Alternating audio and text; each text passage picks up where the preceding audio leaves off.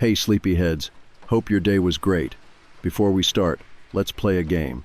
Comment the time where you are right now and whether you should be asleep already. Let's see who's the biggest night owl. Before you settle in, tap that like button and subscribe to keep the cozy vibes coming. Now, dim the lights, get comfortable, take a deep breath, and let's drift into sleep. This might sound off from the jump, but I'm not trying to scare anyone. I'm not here for karma or clicks or whatever. I'm just writing this out because something about the whole thing still gets under my skin, and if I don't say it somewhere, I feel like I'll start forgetting it, which is worse, honestly. I'd rather be scared than unsure whether it even happened. Back in late winter this year, though it already feels further away than that I had to go in for surgery. Nothing major, not life-threatening, just a slow, painful problem in my side that needed fixing. The hospital stay was only supposed to be a couple days. I packed light. My sister dropped me off, promised to bring my charger and a real blanket after work. Everything was normal. The meds they gave me afterward were strong. Not enough to knock me out flat, but enough to blur the edges. I drift off in the evening and wake up groggy around 3 in the morning like clockwork. Not from pain, mostly just dry mouth. The air in the building was so dry, it felt like every breath came through a dust filter. So I'd wake up, sip some water, click the button for the nurse if I needed anything, then drift back down. The first couple nights were fine. Quiet.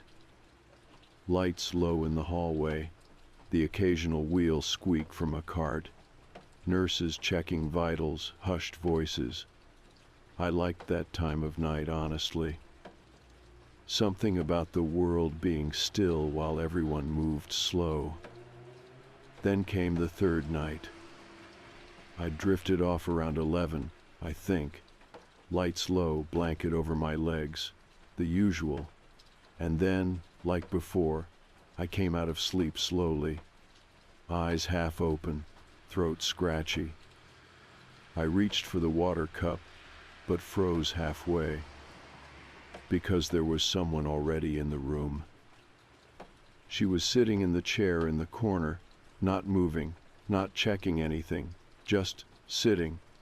Her hands were folded in her lap, short sleeves, nurse scrubs, ID badge clipped to the collar. Her hair was dark and tied back. I couldn't read the badge from where I was. My vision was still soft from the meds. She smiled when she saw me stir, not weird or anything, just that polite nurse smile they give when you're half awake and drooling. "You called me," she said softly. "I'm here to check your breathing." I didn't remember pressing the button, but I figured maybe I'd rolled on it.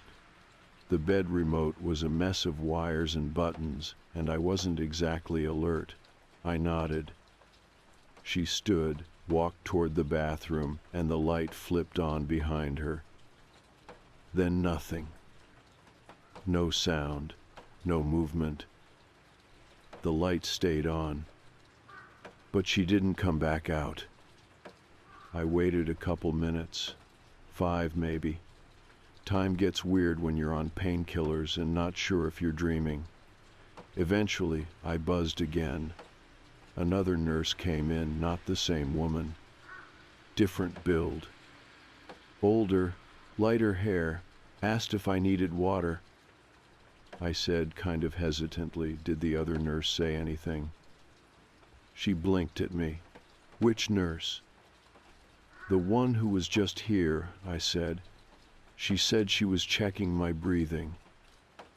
The nurse frowned, checked her clipboard. "No one's been in your room since midnight." That didn't make sense. I was awake. I saw her. I heard her voice. It wasn't a dream. I described her dark hair, quiet voice, younger, maybe early 30s. She wore the same style scrubs as the others, maybe a little more faded, same badge lanyard. The nurse stood still for a second. Then she said, carefully, "You're not the first patient to see her." I thought she was joking at first. I gave a little half laugh. She didn't smile. "She hasn't worked here in a long time," she said, "since the elevator incident." That phrase stuck in my head, elevator incident.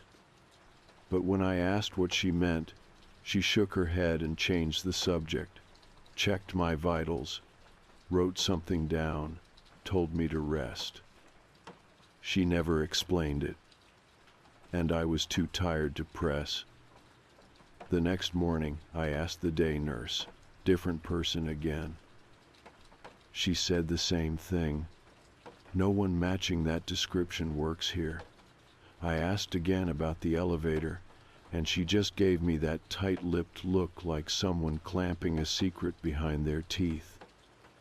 That day passed like the others. Pain meds, blood pressure checks, Jell-O on a tray. But around 2:59 the next morning, I heard something I hadn't heard before. The elevator ding. The one at the end of the hallway. It rang once, then silence. No footsteps, no wheels on the floor, just that sound, clear and sharp. I stared at the door for almost an hour, waiting for someone to come in. No one did. By morning, I almost convinced myself I imagined it. Then it happened again the next night. 2:59 exactly. Ding. Then quiet. I looked at the wall clock to be sure, watched the second hand tick past the mark.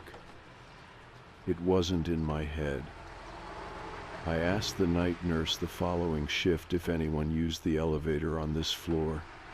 She looked confused. "No elevator access after 10, she said. "Security lock." I told her what I'd heard. She didn't argue. She just said, "Some patients hear things. It's an old building." But I don't think she believed that either, because when she left, she turned the light on in the bathroom and kept the door open just a crack. I kept waiting for the meds to explain it away. You know how they tell you that anesthesia can mess with your head for days, or that painkillers can give you vivid dreams? I tried to make myself believe it, that what I saw was a side effect, that my brain was fuzzy and made up a nurse who never existed. But then I started hearing things that didn't fit into that kind of logic. Little things. Things that wouldn't make sense to imagine if you were just drifting through dreams. The elevator bell, for one, that soft ding echoing through the hallway at 2:59 every single morning, always at the same time, not 2:57, not 3:01, exactly 2:59. The sound never changed, crisp, as if someone had just arrived, but no one ever walked past my door after. No footsteps, no carts, no voices. Just that single chime and then silence. I asked about it again the next day, this time during lunch when a nurse's aide was refilling my pitcher. I kept it casual, asked if there was a shift change around 3 in the morning. She looked at me like I had asked if Santa still made deliveries, said no. Said the floor locks down at 10 every night and doesn't open again until 6, no deliveries, no new patients, no visitors. Not even staff from other units come through, unless there is an emergency. I nodded and didn't push. But the next night, I stayed awake on purpose. It wasn't easy. I had to keep moving my feet under the blanket just to fight off the pull of the meds. My body felt like lead. My eyes burned, but I watched the clock tick slowly toward that minute. 2:58. 2:59. Ding. Same sound, clean, unmistakable. I kept my eyes on the hallway. My room faced the end of the corridor, so I could see the edge of the elevator doors through the gap in the open door. Nothing moved. No one stepped out. But the sound had been real, too clean to be imagined.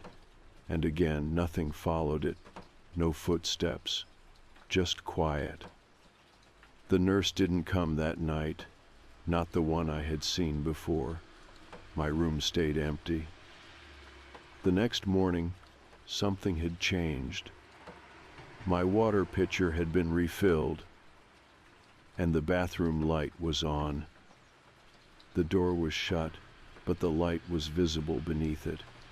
I asked the morning nurse if she had come in before shift. She said no. She said they were just starting rounds. But my pitcher had more water than I remembered, a clean refill, not the cloudy, half-empty one I'd left sitting on the tray. I didn't say anything else. That afternoon, I got up for the first time since surgery. They had me use a walker and take a few laps around the hallway. I passed other rooms. Most of them were closed. A few had patients dozing in dim light. Some had visitors. I didn't see anything strange until I reached the end of the hall. There was a nurse standing near the elevator, not facing it, facing the window. She didn't turn around, didn't move. I slowed my walk, glanced at the name tag. Couldn't read it clearly from that distance, but something about the stance looked familiar. Arms at her sides. Head tilted slightly down like she was listening for something behind the glass. My nurse caught up to me, reminding me to keep moving. I turned to ask if she knew who the other nurse was. She looked. There was no one there. Just the empty hallway and the reflection of the lights in the window. That night, I didn't sleep again, not because I planned it, but because I couldn't. The room felt colder. The sheets felt too still, like they had been smoothed by someone other than me. And the elevator dinged again. 2:59. Right on time. But this time, the bathroom door creaked. Just slightly. Enough to make me sit up, heart pounding but not racing. There was no sound after that, no footsteps, no water running, just the door easing a half-inch further open before going still again. The light inside was off. The hallway was silent. I stayed that way for an hour, awake, watching. At some point, I must have drifted, because the next thing I knew, it was morning. And my pitcher was full again. Later that day, I asked one of the older nurses about the elevator incident. I framed it like I had overheard something in the hallway. I didn't expect an answer. But she hesitated. She looked down at her tablet and said, very quietly, that years ago, before they renovated the top floors, there had been an accident. A night shift nurse got stuck between floors when the elevator shorted. Power outage during a storm. Maintenance was supposed to lock it down, but someone bypassed the system to bring up supplies. The nurse was alone in the car when it moved unexpectedly. By the time they realized she hadn't made it back to the station, it had been hours. No one sure if she was unconscious when they found her, or if she was awake the whole time. Her name was Marianne. I asked if she died. The nurse gave a slow, tired nod, said they don't talk about it much anymore, but every now and then a patient mentioned seeing her, late at night, always on this floor, always after visiting hours. I asked how many. She said enough. And then she told me something else. She never walks the halls, she said. She just waits, at the end of the corridor, by the elevator, like she's still on shift. I didn't know what to say. She tapped the screen and said, "Let me know if you need anything." And that was it. That night, I waited again. 2:58. 2:59. Ding. This time I saw her reflection in the hallway glass. Standing at the end. Not moving. Just watching. I didn't tell anyone what I saw that night. I don't know why. Maybe because I didn't want them to think I was still loopy from the medication. Maybe because I was scared someone would believe me. And that somehow would be worse. There was something about seeing her reflection in the glass that didn't feel like a warning or a hallucination. It felt like a question, like she was waiting for me to notice. And now that I didn't know what was supposed to come next. That morning, everything looked the same. My breakfast tray was there, scrambled eggs under a plastic dome, a small plastic cup of orange juice. The water pitcher was full again. I hadn't touched it. I picked it up, sniffed it, even tasted a little, clean, room temp, normal hospital water. But I still had no idea who was refilling it. The day nurse said nothing. Just her usual questions, blood pressure, light small talk. It was almost comforting in a way, how little anyone acknowledged anything outside the routine. You could go missing in a place like this, and nobody would know until the clipboard said so.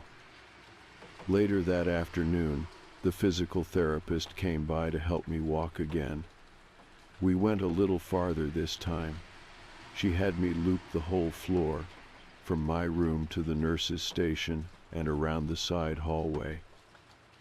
I pretended to need a break so I could stop near the elevator. It looked normal in the daylight. The lights above the doors were off. No calls pending, no activity. The security pad beside it still flashed red, same as always, meaning access was locked. I stared at the small seam between the doors. "Everything okay?" the therapist asked. I nodded too fast. "Just tired," I told her. That night I didn't sleep again. Not because I was scared, but because I was starting to feel like I had to be awake for it. Like I was being asked to witness something.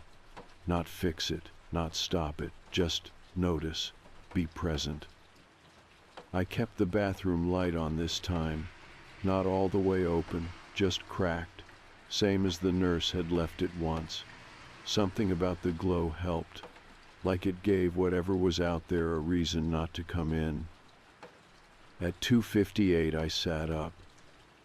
At 2:59 the elevator dinged. Then something different happened. The sound of wheels. Not loud, just the faint rattle of a rolling cart on tile. One slow turn, then silence again. I waited. 10 minutes passed, then 20. I thought maybe I had imagined it. Maybe it was a noise from the floor above or below. Sound carried in weird ways in hospitals. But then I saw it. A flicker of movement by the doorway. A shadow. Like someone had passed by the hall light, just outside my door. I sat still, not breathing. The air felt heavier, like the kind of pressure right before a storm, like something had shifted in the building itself. Then the water pitcher tipped, not spilled, just leaned slightly on the tray, enough to splash. I flinched, and the sound echoed louder than it should have. I reached out to steady it and saw the condensation on the outside of the pitcher. But it was warm. That didn't make sense. Room temp water in a plastic container should feel cool. This was body warm, like someone had been holding it just before setting it down. I buzzed the nurse, but I canceled it before it sent. I didn't want anyone else to come in. Not because I was afraid for them. Because I didn't think it would matter. Whoever or whatever was visiting didn't care about the others. It was for me. That morning, something else was different. On the small table next to the bed, the notepad they give you for questions, reminders, whatever had a new sheet torn off. The one below it had writing. My handwriting. Except I hadn't written anything. It said, Marianne, elevator, 7th floor, 259. No other words. Just that. I didn't tell the day nurse. I didn't mention it to the tech who took my vitals. I just folded the paper and tucked it into my wallet. Later, when I got up for another hallway walk, I stopped near the nurse's station, waited for a quiet moment. "Can I ask something?" I said. The nurse on shift looked up. "Sure." "Was there ever a Marianne here?" She didn't answer right away. Her eyes didn't change, but her hands paused on the keyboard. Then she said, "Not officially." I waited. She leaned in, voice low. "There's a story about a night shift nurse, long time ago, before the floor was locked after hours." I nodded. "I saw her," I said. The nurse nodded too. "Then you're not the first." That night, I didn't fight sleep. I just left the bathroom light on, sat propped against the pillows, and waited. When the elevator dinged, I didn't flinch. And when the wheels turned again, I didn't hide. This time, she stopped at the door. Just a shape in the window. Not entering, not knocking, just standing still. Watching. And this time I saw something else. The ID badge, clipped to her collar. It said Marianne, first name only, no title, no department, just that single name in clear, bold type. Then she turned, walked toward the elevator again, and the light in the bathroom flickered.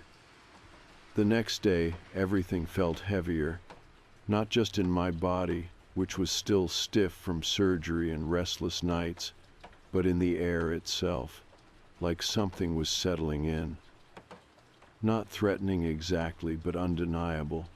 The kind of heaviness you feel right before a conversation you know is going to change something.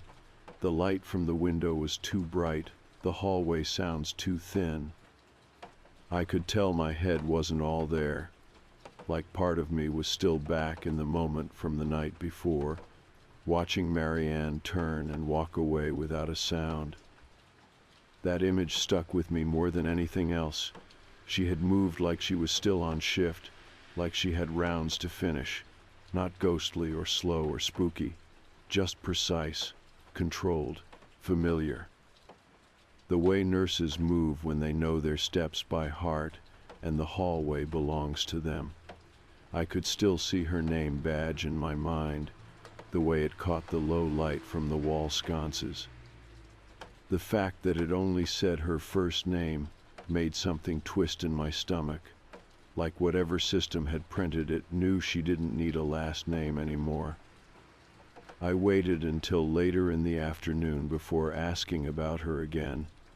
This time I picked a different nurse, a younger one I hadn't seen before. She had just finished replacing my forebag and was scribbling on the clipboard when I said it. "Do you believe in, I don't know, people lingering?" She didn't look confused. That surprised me.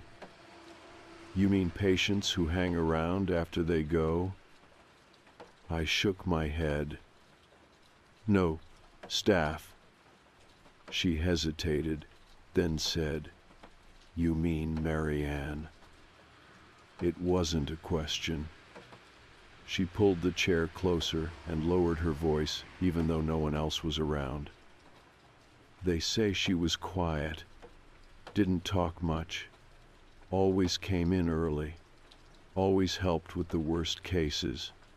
You'd think someone like that would get remembered more, but all we have are rumors. No pictures, no file in the system, just a couple old-timers who say she used to work nights and was one of the best they had. Then the elevator thing happened, and they changed everything." I asked if she believed it. She didn't answer right away. "I think hospitals remember," she said finally. "Even when people forget, some things get left behind, not just in rooms, in the building." That night, I kept the room dark. No bathroom light, no hallway glow. I wanted to see what happened when I didn't try to protect myself. I sat up at 2:58, watching the red digits on the clock blink slowly toward the hour. At 2:59, the elevator dinged. Then the wheels.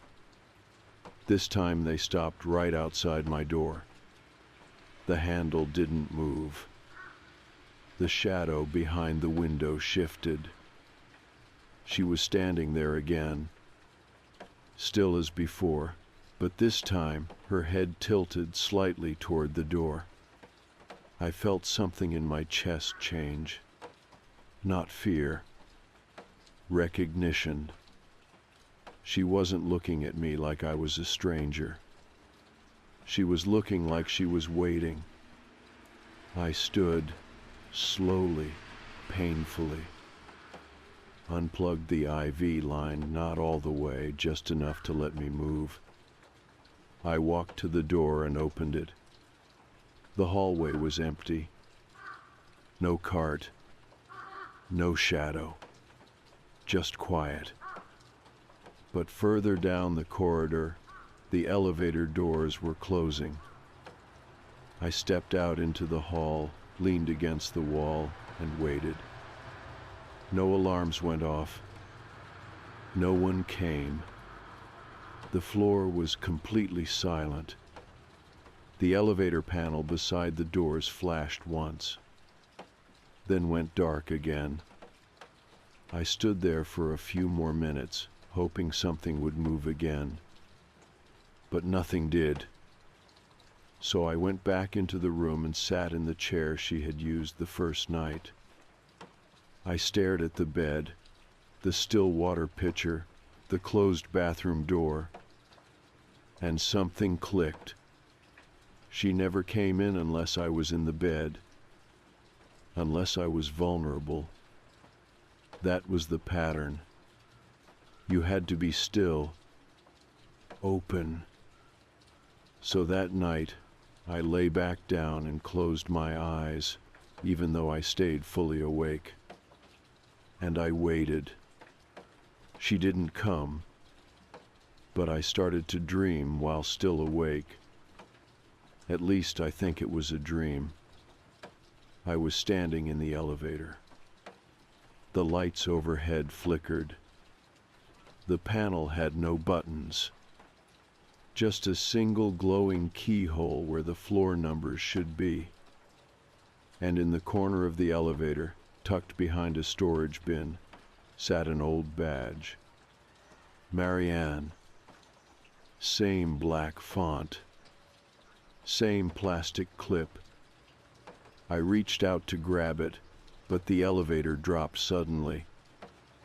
That's when I woke up, not gasping, Just cold, colder than I had felt all week. The IV had been reconnected. My water pitcher was full again. The bathroom door was shut, but the light was on. And someone had left a folded paper on the table beside the bed. My name was written on the outside. Just that. When I opened it, the handwriting was smooth. Not mine.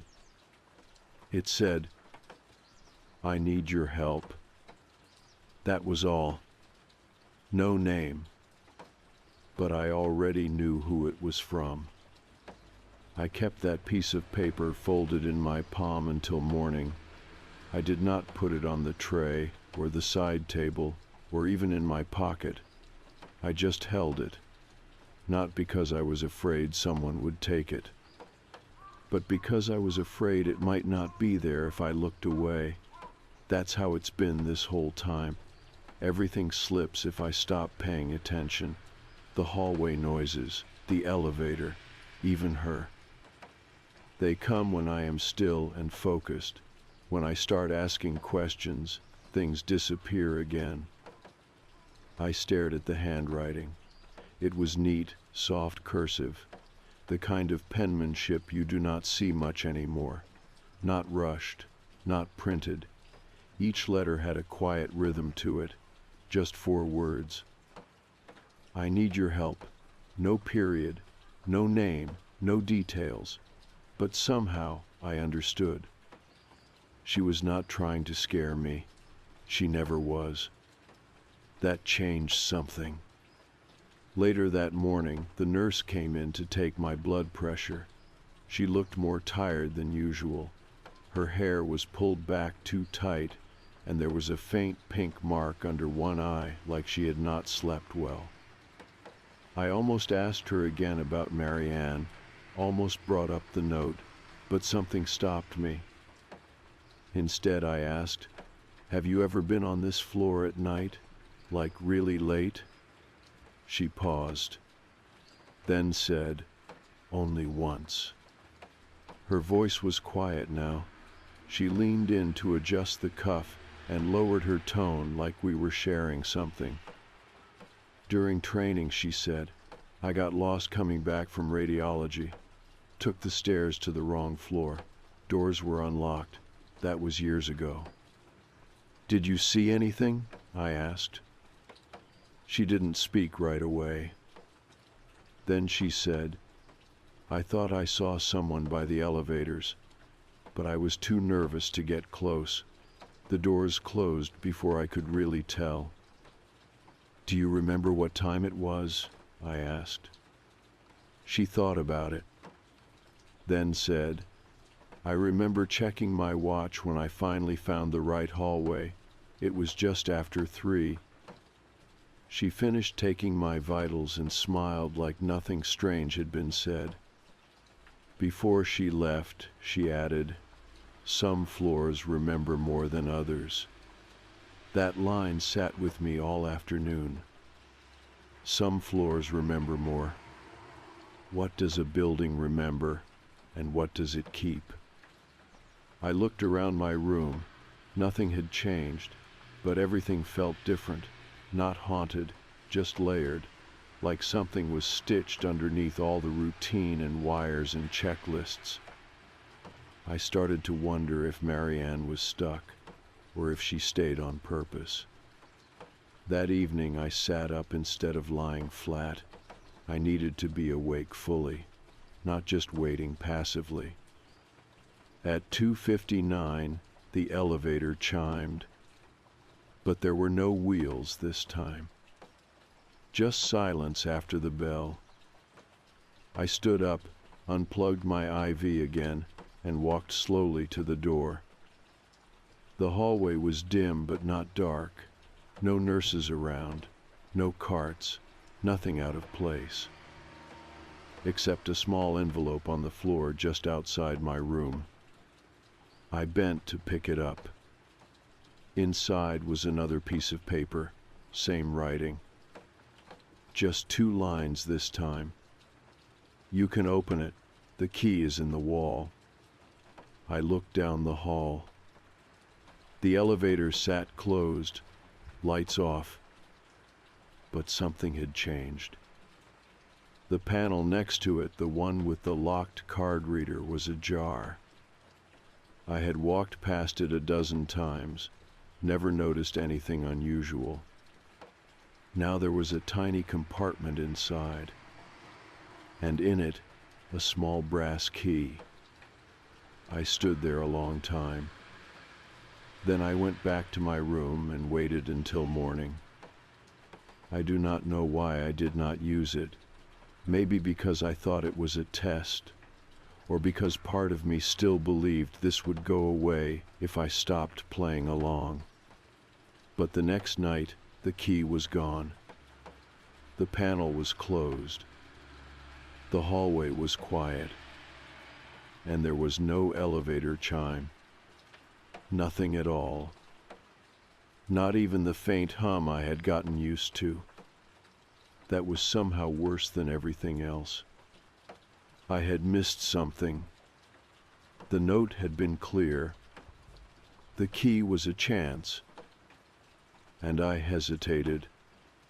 That morning I asked the nurse again, not about Marianne, not directly. Have you ever known a patient who stayed too long? She raised an eyebrow. Plenty of them don't want to go, she said. They get scared to leave, comfortable in the routine, scared of what happens next. What if someone can't leave? I asked.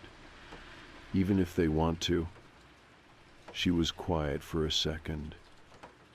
Then said, then maybe they need someone to walk with them. That's when I knew what she was asking. Marianne.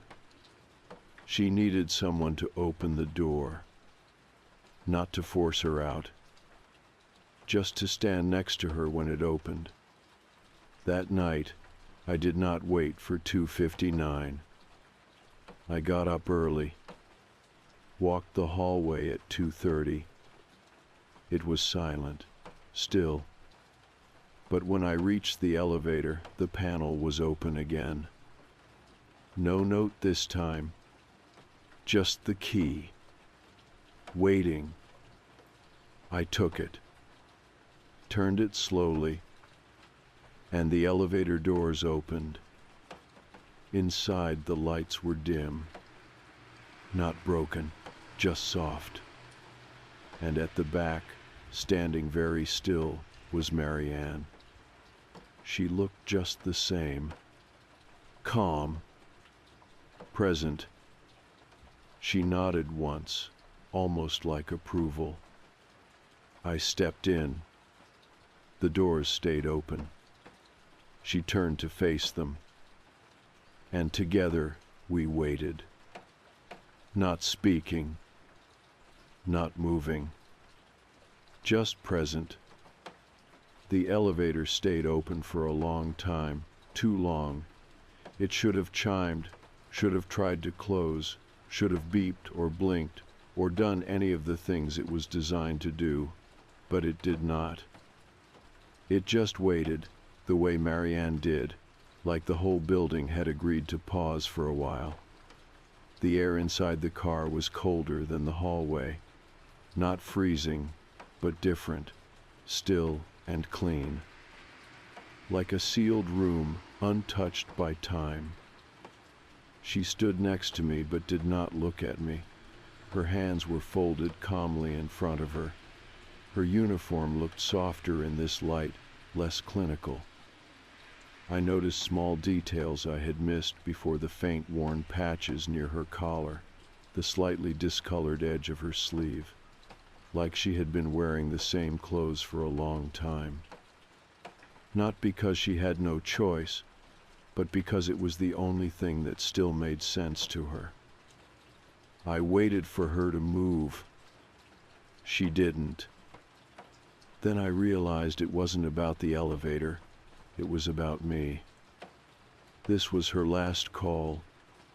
She needed someone to see her, to walk her back to where she stopped being remembered, to confirm that she was still here, even if no one had put her on a schedule or called her name in years. I turned to her and said very softly, "I see you." That was all. She nodded once. Then the doors closed. No buttons lit up. No sound. But we were moving. Not up, not down, not side to side. Just away. That is the only word I can use. Away. The walls did not change, but the air did. It smelled faintly like bleach and something older, like time itself had a scent. I did not feel scared. My body was calm. There was no weight in my chest, no rush of nerves, just awareness, a deep kind of clarity that only comes when you stop needing to know where something is taking you. After what felt like a long time, the elevator stopped. The doors opened, and we were back on the same floor.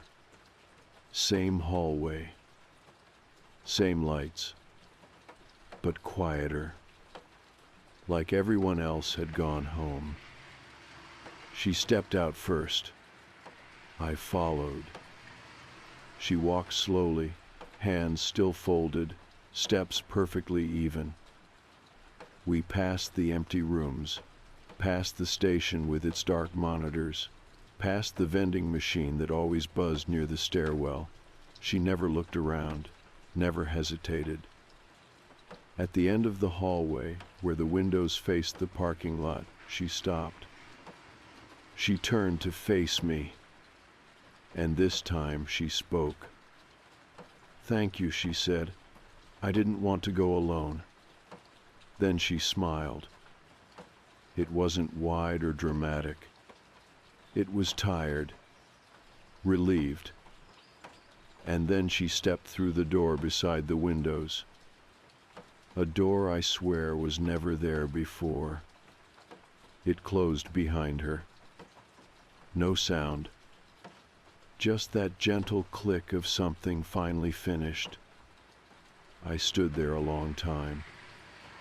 Eventually, I turned and walked back to my room. The hallway felt lighter.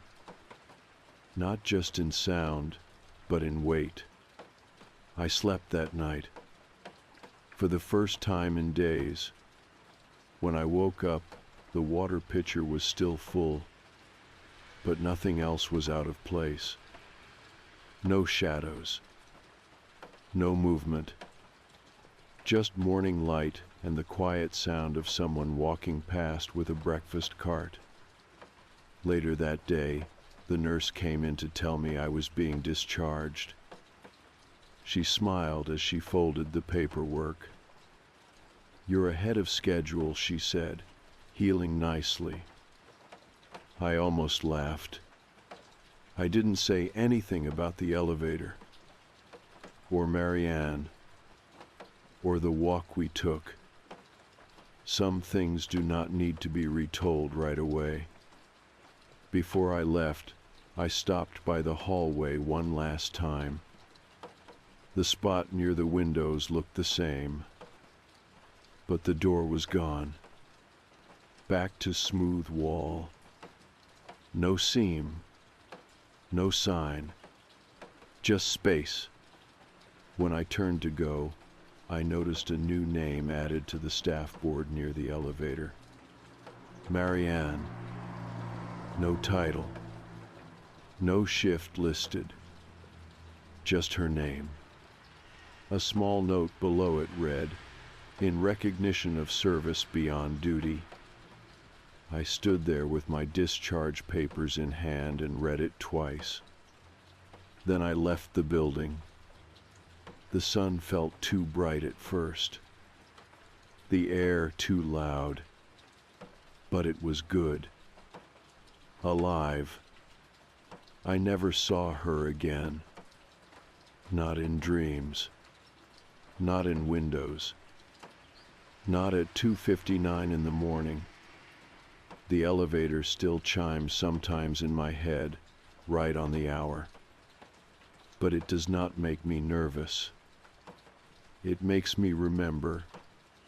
Not everything that lingers is lost. Some things are just waiting to be walked home.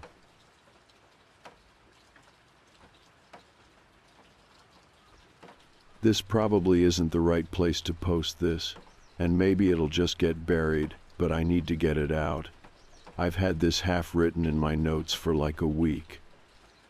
I keep rewriting the intro because I don't know how to explain it without sounding completely off. But I swear, this is real, and it's getting worse. I live alone in a small apartment in New Jersey. Not a great area, not awful either. I work from home and I'm a night owl, so my routine's pretty backwards. Most nights I don't eat dinner until after midnight. It started as a bad habit. Now it's just normal. I don't cook much. I usually just order something: wings, burgers, late-night Chinese, that kind of thing. There's this local spot I used to order from a lot. They're open late, always fast, decent prices. Same delivery guy every time. Middle-aged dude, clean shirt, quiet, polite. Never said more than a few words, but I appreciated that. He'd just hand over the bag, nod, and walk back to his car. No weird vibes. At least, not at first. It started changing maybe 3 or 4 weeks ago. One night, I was working late and realized I hadn't eaten. I checked the time. It was around 1:15 and opened the app to place an order. Before I could finish picking my food, I got a text from an unknown number. It just said, "Outside." I thought it was spam until someone knocked. I opened the door and it was him, the same delivery guy, holding a takeout bag. I said, "I didn't order anything yet." He didn't respond, just held the bag out like it was already mine. I took it, confused, and tried to tell him I hadn't paid, but he was already walking back down the steps. Inside, I opened the bag. It was a container of soup, 2 egg rolls and rice. Not what I was planning to order. Not what I'd ever ordered before. I figured it was a mistake. Maybe he mixed me up with someone else. I felt weird about eating it, but it was late and I was starving, so I did. Next night, same thing. I didn't order anything. But at 1:19 a.m. exactly, another knock. Same guy. Same meal. I told him again that I hadn't ordered anything. He didn't even acknowledge it, just gave me the bag and left. That time, I didn't eat it. I left it on the counter, unopened. It felt wrong. I checked the number that texted me, still unknown. No replies when I messaged it back. The third night, I didn't even get a knock.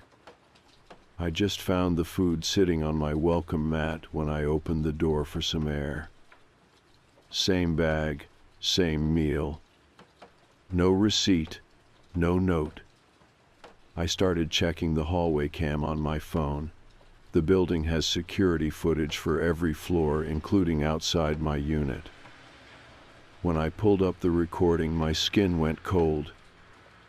It showed him, the delivery guy, walking straight in. He didn't knock, didn't hesitate, just opened the door and walked inside like he lived here. Thing is, my door was locked. Always is. I played it again, watched him push it open without using a key. He didn't break it. It didn't look forced. Just opened. He stepped into the kitchen, sat down at the table. Didn't move for 20 minutes. He didn't eat. He didn't look around. He just sat there, staring straight ahead. Then he stood up and left, closing the door behind him like it was nothing. I don't remember hearing any of it. I know I was home, awake. I should have heard something. But I didn't. That's when I stopped opening the door. Next night, I stayed up and watched the footage live on my phone. Right at 1:19, he came back. Didn't knock. Didn't even look toward the camera. Just stood in the hall for a second, then turned and walked back toward the stairs. I thought maybe it was done. But then I got another text. "Hungry yet?" I didn't reply. Didn't sleep either. I blocked the number the next morning. Installed a new lock too, one of those keypad ones. I didn't want a key out there that I didn't know about. Next few nights were quiet. No texts, no food, no sign of him. I thought it was over. Until last night. I woke up around 2:00 a.m. from a weird dream, the kind that makes your skin feel cold even though the room is warm. I reached for my phone and saw a motion alert from the hallway cam. I pulled it up, half asleep. And there he was. Not alone. He was back at my door, holding the same bag, but this time someone else was with him. Standing just behind him, out of the light. I couldn't make out their face. They didn't move, just stood there in the shadow behind the stairwell. The delivery guy turned and handed them the bag. They took it, walked toward the camera toward my door, and then stopped just outside the frame. Like they knew exactly where the edge was. Then the feed glitched. Just for a second. When it came back, they were gone. But the door was open again. And the table? It had 2 chairs pulled out. I didn't go back to sleep after that, just sat on the edge of my bed, staring at my phone, replaying the footage over and over. He never looks at the camera. That's the part that gets me. The delivery guy, if that's even what he is anymore, walks in like he knows exactly where everything is. No hesitation, no searching. Like my apartment is a place he's been going to for years. Like it's his. But the other person, the one behind him, that's who I can't stop thinking about. You can only see them for a few seconds, just a shape in the corner of the frame. I can't even tell if it's a man or a woman. They're tall, or maybe just standing straight. Their arms hang weird. Too long, maybe, or too still. It's like they're wearing stillness the way normal people wear clothes. And when the camera glitches, it's not the kind of glitch where you miss time. It's more like the image gets pulled, stretched sideways, like something too heavy just leaned against the lens. When the feed comes back, they're both gone. But my door's cracked open, and in the kitchen, 2 chairs are pulled out from the table. I know I didn't leave them like that. I always push them in, always. That morning I checked the locks again. Nothing broken, nothing forced. Keypad still working, no signs of entry. But they'd been inside. I could feel it. The air felt used. I didn't eat that day. Didn't want to risk touching anything in the kitchen. Didn't want to see if there were plates in the sink. I just stayed on the couch with the lights on, trying to feel like this was still my home. That night, I turned the hallway cam toward the door so I could watch it live again. I didn't want to be surprised. At exactly 1:19 a.m., the screen blinked. No warning, no motion alert, just a flash of static and then black. The feed cut out completely. When it came back a few minutes later, the door was wide open. I didn't go look. Not right away. I sat there, phone in hand, heart pounding. Then the microwave beeped. One long tone, the end of cycle kind of beep, like it had just finished reheating something. Except I hadn't put anything in. I hadn't touched it. I got up and walked to the kitchen. Slow. Every light in the apartment was on. I made sure of it. The microwave was dark, door closed, nothing inside. But the digital clock was reset, zeroed out, like the power had been cut for a few seconds. And the chairs, both were pushed in now. Neat, precise, like someone didn't want me to know they'd ever been pulled out. I backed out of the kitchen and locked myself in the bathroom. Stayed there till sunrise. Didn't sleep. Didn't move. Just listened. There were no sounds, but the silence felt loud. It's been like that for 3 nights now. No knock. No bag on the mat. Just the camera glitching at 1:19 and the sense that someone's already inside. I started looking for other people who might have experienced something similar. I searched forums, local crime boards, paranormal threads. Nothing matched exactly, but there were hints, stories of people getting deliveries they never ordered. A few posts about someone showing up at the same time every night, bringing nothing, saying nothing. Most of them got downvoted to hell. A few were deleted entirely. But one stuck with me. A user on a thread from 6 months ago, different city, said their brother started getting meals left at his door every night, always the same food. He stopped eating it, but it kept coming. And then one night, the food stopped. And so did he. They found his apartment unlocked, lights on, food still warm. No sign of him. No sign of anyone else. I tried messaging the user. No reply. When I clicked on their profile, it said the account had been removed. I keep thinking about that. And I keep thinking about the face of the delivery guy, what little I can see of it on the footage. I don't remember ever seeing him blink. I don't remember ever hearing him breathe. And now I'm wondering if I ever saw him leave.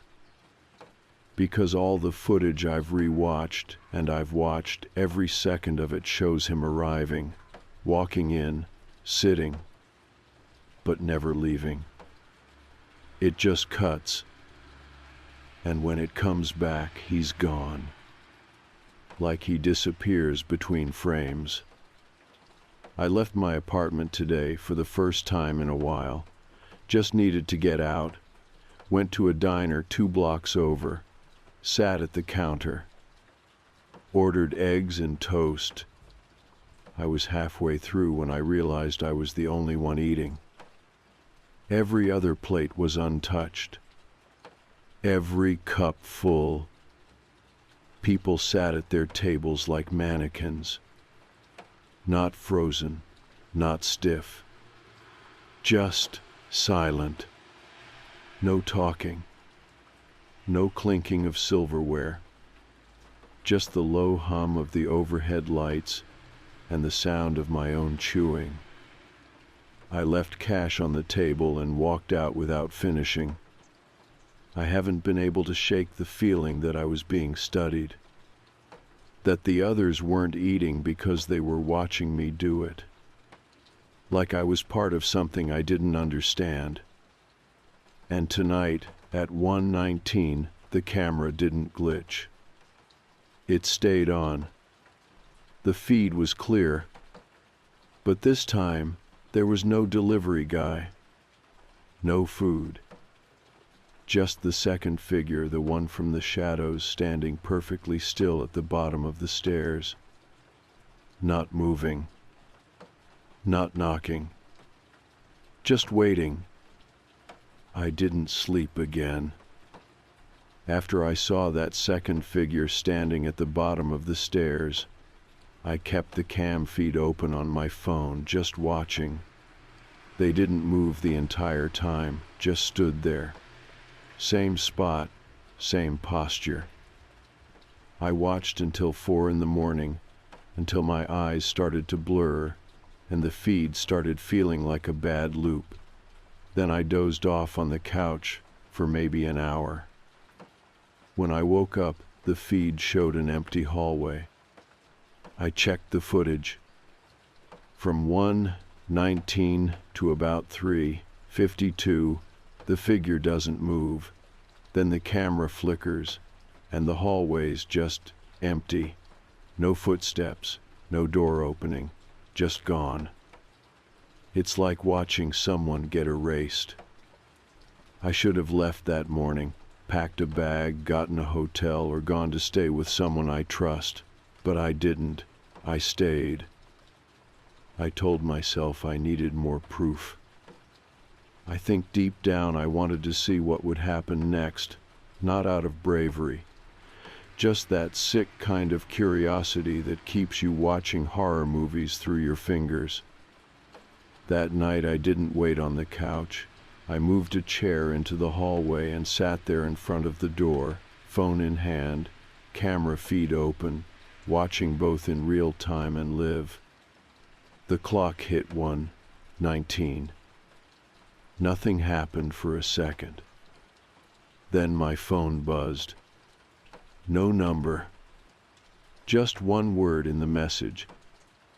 Hungry? I didn't reply. I stayed completely still. Then the hallway lights flickered, only for a second, just long enough to feel wrong. When they steadied, there was a bag on my welcome mat. I hadn't heard a knock.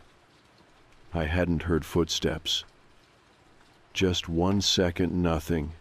Next second, food. I stared at it through the peephole. Same bag. Same size. I didn't open the door. Just sat there, watching it. Eventually I got up and turned the security feed back a minute or two. There was no delivery guy. No shadowy figure. No motion at all. Just a blank hall. And then the footage stuttered only for a frame, and the bag was there. Like it was always there.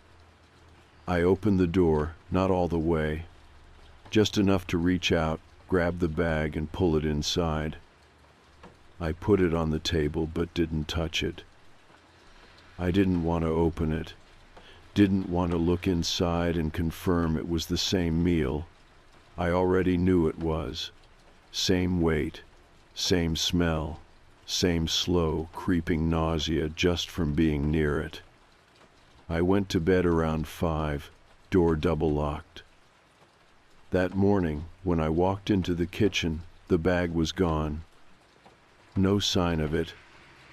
No dishes in the sink. No wrappers in the trash. Just gone. Like I'd imagined it. Except the camera feed showed me taking it inside. I checked the feed after that. Again and again. It always ended at the moment I took the bag in. Then the next frame would be a still hallway, nothing out of place. No gaps. No evidence of anything ever being inside. Later that day, I started noticing something else. People stopped responding to me. I called May, a friend I've had since college, straight to voicemail. Texted her, nothing. Tried 2 more people I hadn't spoken to in a while. Same. No one answering. I walked to the corner store just to interact with someone. The guy behind the counter didn't say a word, rang up my stuff in silence, no eye contact. Even when I said thank you, nothing. When I left the store, I glanced back through the glass door.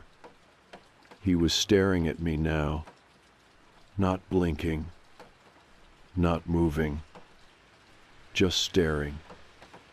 I haven't gone back since. That night, I stayed in the kitchen. I kept every light on, sat at the table with a notepad and pen, like writing something down would help me hold on to reality. At exactly 1:19, the lights flickered again. Just once. No knock. No footsteps. Then I heard the chair across from me slide out. I didn't look up, didn't breathe, didn't move, but I knew I wasn't alone. I stared at the table, and in the reflection of my cold glass of water, I saw a figure sitting across from me. Not the delivery guy, not the one from the hallway. A third person, sitting in complete silence. Head tilted slightly to the side. Hands folded on the table like they'd been waiting patiently for something only I could give them. And the worst part? They looked like me. Not exactly. Not a perfect copy. More like someone had tried to recreate me from memory and gotten most of it right but missed the details. The way my eyebrows sit, the angle of my jaw, the space between my fingers. Off, just enough to make your stomach turn. I didn't speak. I stood up slowly and backed out of the room. Didn't take my eyes off the reflection until I was out of view. I locked myself in the bathroom and waited for dawn again. When I came out, the kitchen was empty. Both chairs pushed in. The glass of water gone. That was 3 nights ago. I haven't sat at the table since. Haven't cooked. Haven't ordered anything. I don't know what happens if I do. But I'm starting to feel like I'm the one being served now. The first thing I did when I woke up that morning was check the fridge. Not because I was hungry, I haven't really been hungry in days, but because I needed to know if something had been moved, touched, rearranged. Everything looked the same. Milk, leftover pasta, a bottle of hot sauce, a half-used stick of butter, nothing added, nothing missing. Except the middle shelf. It was empty. I didn't remember clearing it out. I didn't throw anything away. I just noticed. And in the spot where I usually keep leftovers, there was a single white napkin. Folded. Clean. Perfectly centered. I didn't touch it. Just closed the fridge door and sat on the floor for a long time. I tried telling myself it was nothing. I even considered filming a video and sending it to May, like maybe if I could show her, someone else would believe this was real. But I already knew she wasn't going to answer. No one would. The calls don't go through anymore. The numbers ring, but they never connect. Like the space between me and everyone else has stretched too far to be bridged by a signal. I left the apartment around noon just to walk. Didn't go anywhere specific, just kept moving, block after block. Everything felt muted. The sky looked flat. The streets were quieter than they should have been. People were out walking dogs, pushing strollers, talking on phones, but it all felt like background noise. Like I was walking through a memory of a neighborhood, not the real thing. When I passed a small cafe, I caught my reflection in the window, and there was someone sitting behind me. I stopped, turned. There was no one there. But in the glass, still sitting, same chair, same angle, not moving, not watching, just existing in the same space, slightly out of sync. I crossed the street and didn't look back. That night, I didn't sit in the kitchen, didn't wait. I unplugged the hallway camera. Didn't want to see what would happen at 1:19. Didn't want the motion alert, but I still heard it. A soft sound, not the knock, not the microwave. Something else. A scraping, like someone dragging a chair across tile. I stayed in bed, stayed very still, and when I finally fell asleep, I dreamed of the table again. But this time, I was already sitting at it. Hands folded, body still, and someone else, a blur, a shape, not quite human, was eating across from me. Not the food I used to get, not takeout, but something that looked like memory. Hard to describe. Like it was chewing pieces of my face, my laugh, my voice. I woke up with a nosebleed and the taste of salt in my mouth. There were 2 coffee mugs in the sink. One was mine. The other, I didn't own it. Plain white ceramic, no logo, clean, but not familiar. I threw it away, even though part of me thought maybe I'd be punished for that. The next night, I boarded up the door. I know how that sounds. I used leftover plywood from the basement, hammered it into the frame from the inside, added screws and a bar across the middle. I didn't trust the keypad lock anymore, didn't trust anything. I also pushed my couch against it.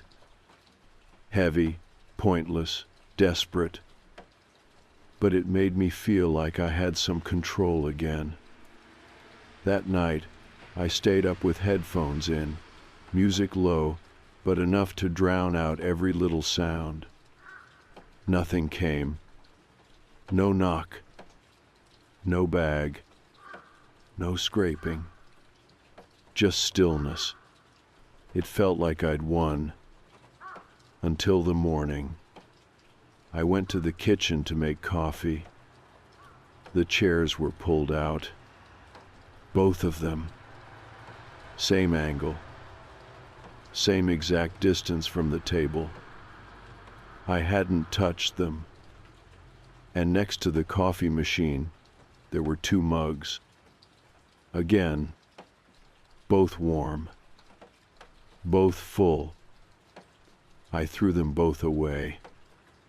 Spent the rest of the day trying to find somewhere else to go. A hotel, a room, even a friend of a friend, anyone. But nothing worked. Every address I searched brought me back to my own street. Every listing led to an error. Every attempt to type my name into a booking form, it would freeze, then crash, or erase itself. It's like my name isn't allowed anywhere else now.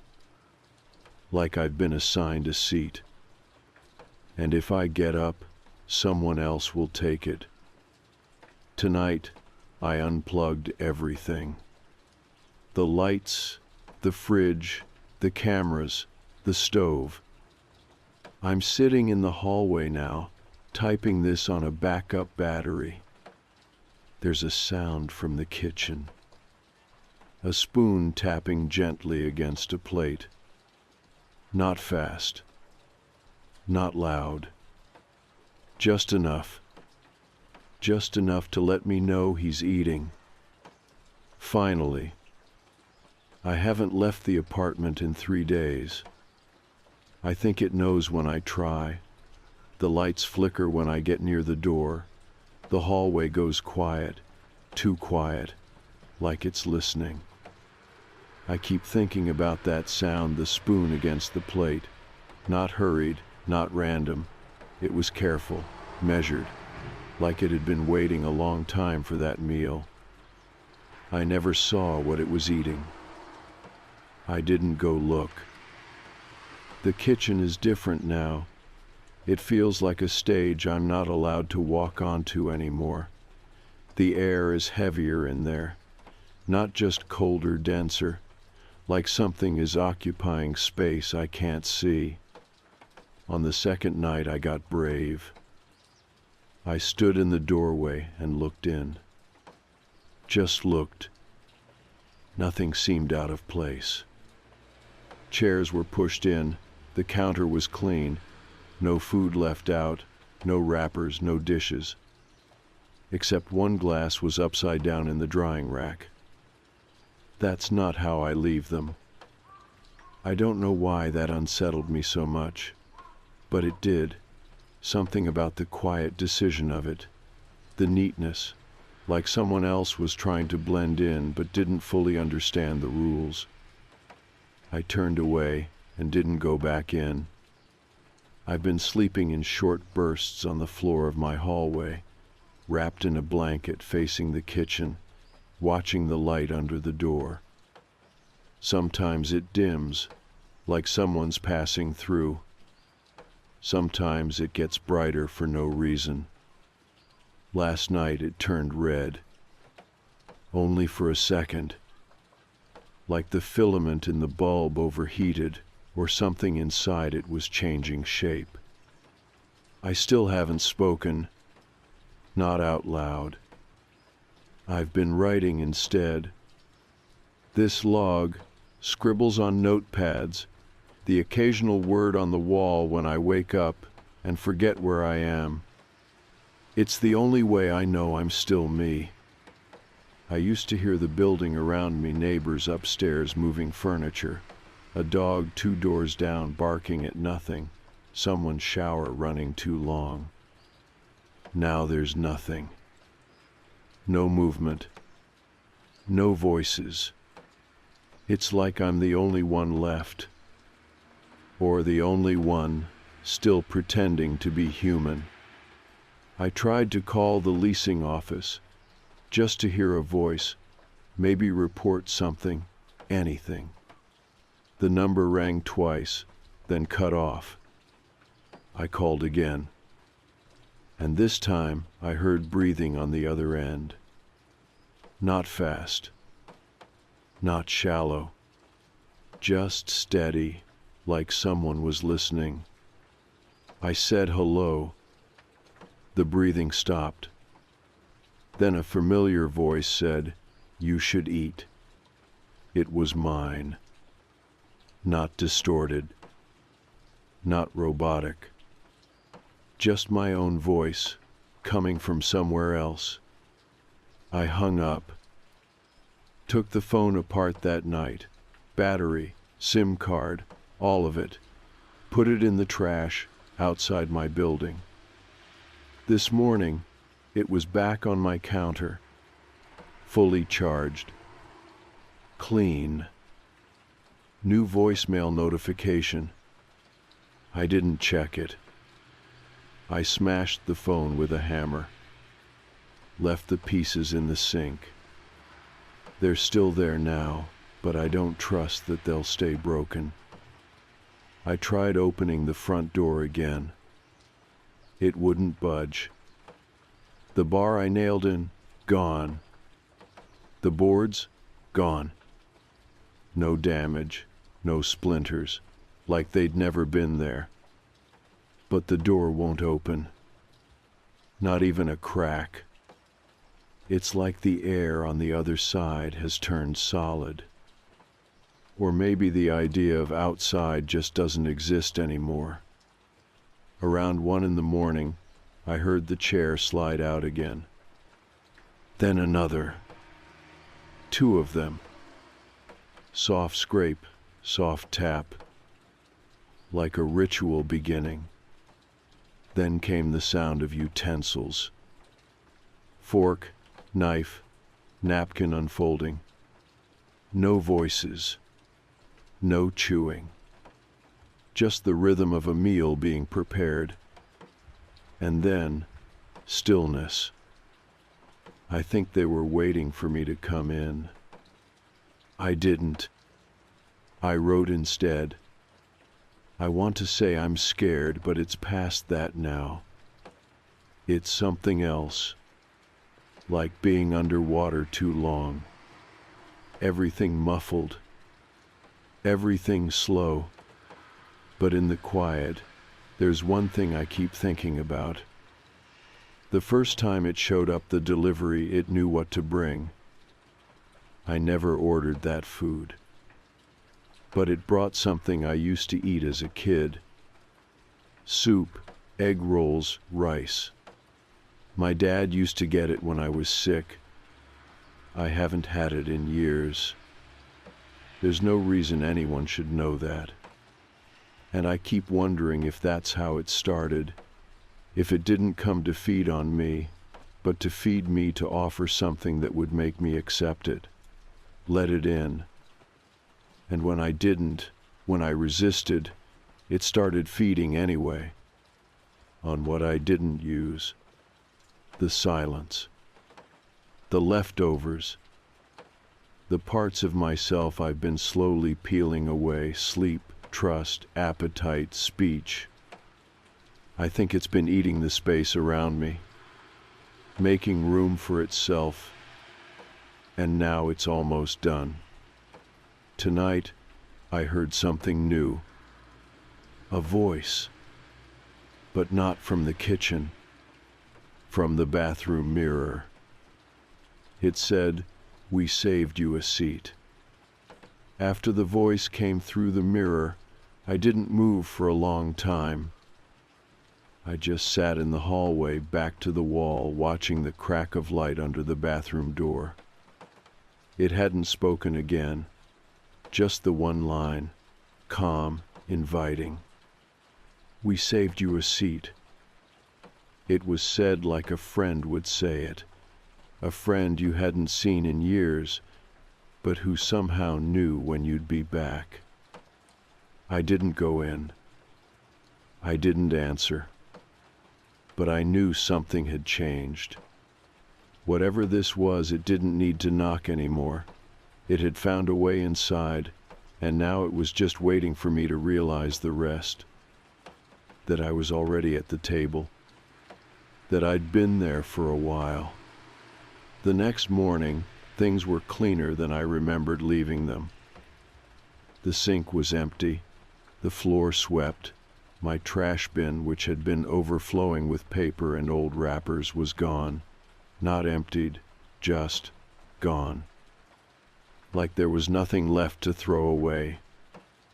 Even the fridge was spotless. Empty. No milk, no butter, no napkin. Just cold light and silence. And in the center of the middle shelf, where the napkin had been before, there was a plate. White, ceramic, plain. But it was warm to the touch. Like something had been sitting there just moments before. I didn't speak. I didn't write.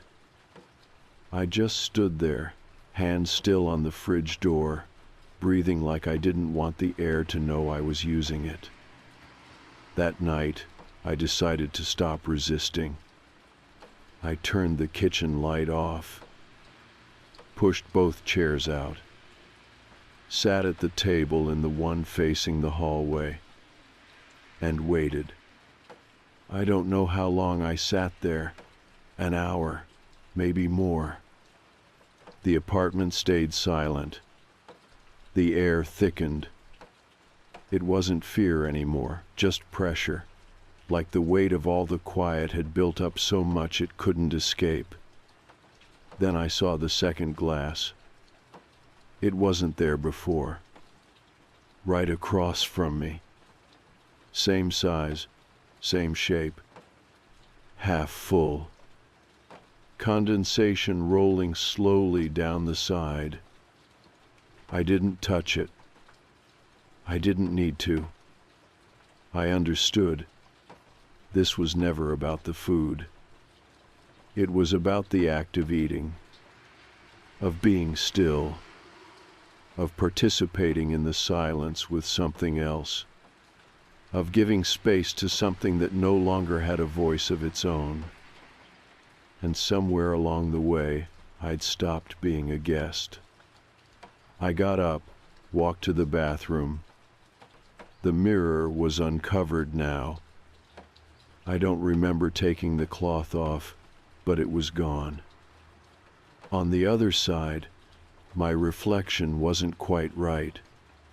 Same face, same clothes. But the way it looked at me was different. Less like it was copying. More like it had finished studying. It smiled.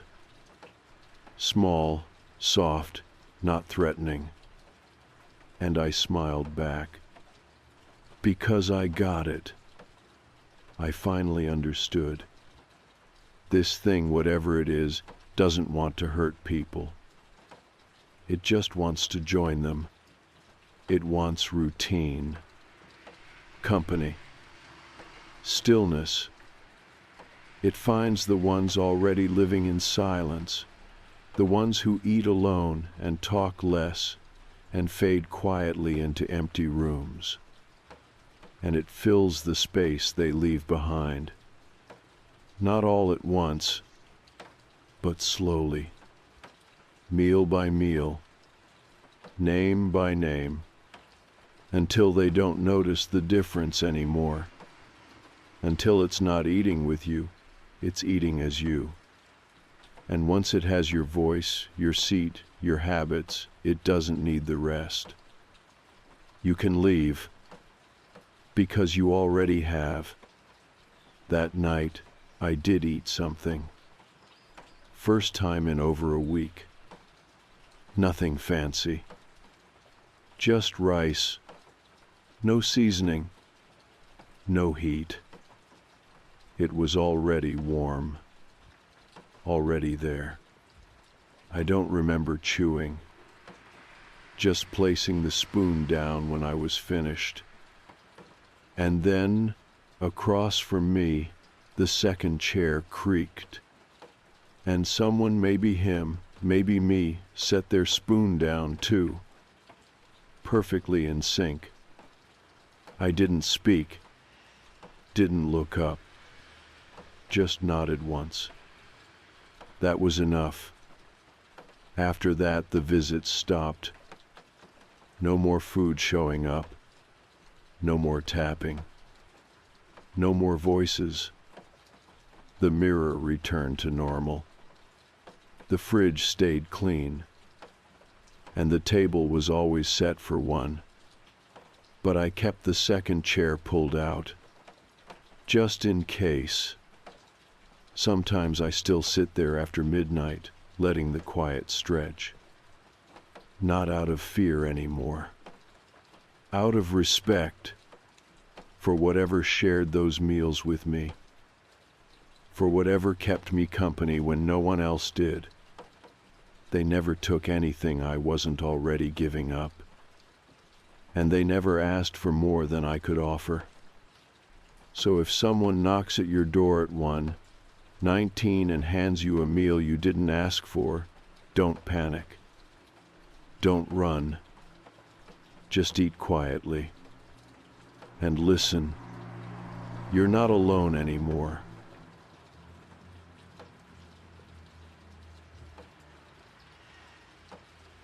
I'm not a paranoid person, or I wasn't anyway.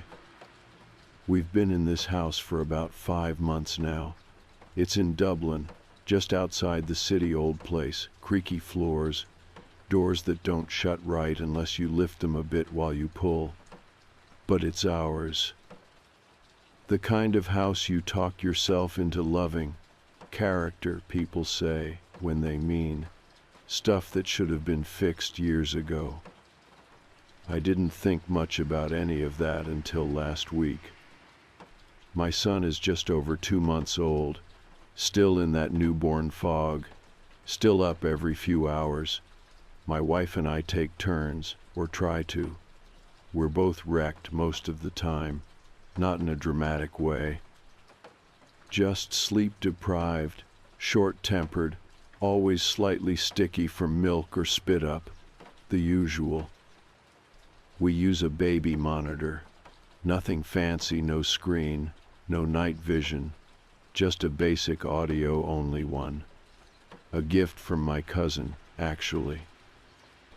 He said it was better this way, less stuff to obsess over. It picks up the usual stuff, crying, babbling, the occasional weird radio static that I chalked up to cheap parts or bad wiring. Until 2 nights ago, it was just after 3. I had gotten up to use the toilet and was sitting in the living room after, half asleep, trying to decide if I had the energy to make tea or if I should just crash back into bed. The monitor crackled. I looked at it, not because I was scared, just because it startled me. That loud, static snap, like someone switching on a mic too close to their mouth. Then whispering. Very faint but clear. At first I thought it was just the monitor picking up something from outside, a neighbor's telly or a baby's toy left switched on. I leaned in, and I heard it say my name. Not a sound like my name. Not something that sort of resembled it. It said my name, first and last, quietly, like someone testing if I was listening. I froze. Not dramatic, not movie style, just still, like my body didn't want to do anything until it had figured out whether or not I was dreaming. Then it said something else. He's not sleeping, he's watching. That's when I stood up. I didn't yell, I didn't run. I just stood and walked, like in a daze, toward the monitor sitting on the side table. I picked it up, held it to my ear. Silence. Then the usual faint hiss of static. That was it. I put it down and walked up the stairs. Our bedroom door was open. My wife was asleep, arm flung over the duvet, mouth slightly open. The door to the nursery was closed, which was already weird. We leave it open so we can hear if he stirs. I pushed it open slowly. The room looked fine. Dim nightlight glow, mobile gently spinning even though there was no draft. The baby was asleep. Deep sleep. The kind where his hands are relaxed and his breathing is slow. I watched him for a second. No movement, no sign of distress. Then I noticed the marks on the floor. Right under the crib. The kind of scratches that don't come from furniture or shoes. Thin, uneven. Some were shallow, just surface damage. Others looked deep, like something sharp had dug into the wood. There were 6 of them, not evenly spaced, not patterned, just there. Like something had been reaching up from under the crib. I stepped back, checked the corners of the room. The closet was closed, the window locked. Nothing looked disturbed. I crouched down, hand resting on the edge of the crib, and slowly looked underneath. Nothing. Just dust in the storage box with diapers and wipes. No sign of any animal, no loose nails, no broken boards. I reached under and ran my fingers across the scratches. They were real, not just surface discoloration or shadows. They caught at my skin. I didn't wake my wife. I don't know why. I should have. But I didn't want to scare her unless I had something real to point to. It still felt possible that I had imagined the voice, that the scratches were old, that I was connecting dots that weren't meant to be connected. The next morning, I checked again in daylight. The scratches were still there. I asked my wife if she'd noticed anything weird with the monitor. She shook her head, still half asleep, said, "No, why?" I said, "Just the static's gotten worse." She shrugged and poured her tea. That afternoon, I called my brother. He used to live in this house years ago, before he moved to the States. He rented it when he was in his 20s, back when it was still falling apart and the plumbing made whale sounds when you flushed the toilet. I didn't tell him everything at first, just said I found something weird in the nursery and thought maybe it was from when he lived here. He went quiet, then said, "Are there scratches on the floor?" That shut me up. He didn't laugh, didn't make a joke, just waited. I said, "Yeah, under the crib." He let out a long breath. Then he said, "Check the attic." I asked why. He said, "I don't want to say anything until you do." And then he hung up. I didn't go up right away. After the call with my brother, I sat in the hallway for a while with the phone still in my hand, just listening to the silence in the house. It was too quiet, but not in that peaceful way. It was the kind of quiet that presses on your ears, the kind where you start to wonder if something's waiting to end the quiet. Check the attic. He said it like it was nothing, but I knew him. He doesn't do drama. He doesn't jump at shadows. So if he said that, there was a reason. The attic in this house isn't one of those roomy, finished ones. It's a hatch in the hallway ceiling. You pull it down with one of those plastic rods, and a ladder drops out. I had never been up there, not even when we moved in. Too much else going on. Figured it was just insulation and cobwebs, and maybe a dead rat or two. Now it felt like a space I'd been avoiding without realizing it. I waited until my wife left with the baby. She was taking him to her mom's for the afternoon, said I looked like I could use a nap. I told her I'd try, gave her a kiss, told her I'd text her in a bit. The second the door closed, I grabbed the attic rod. It stuck a little when I tried to pull it down.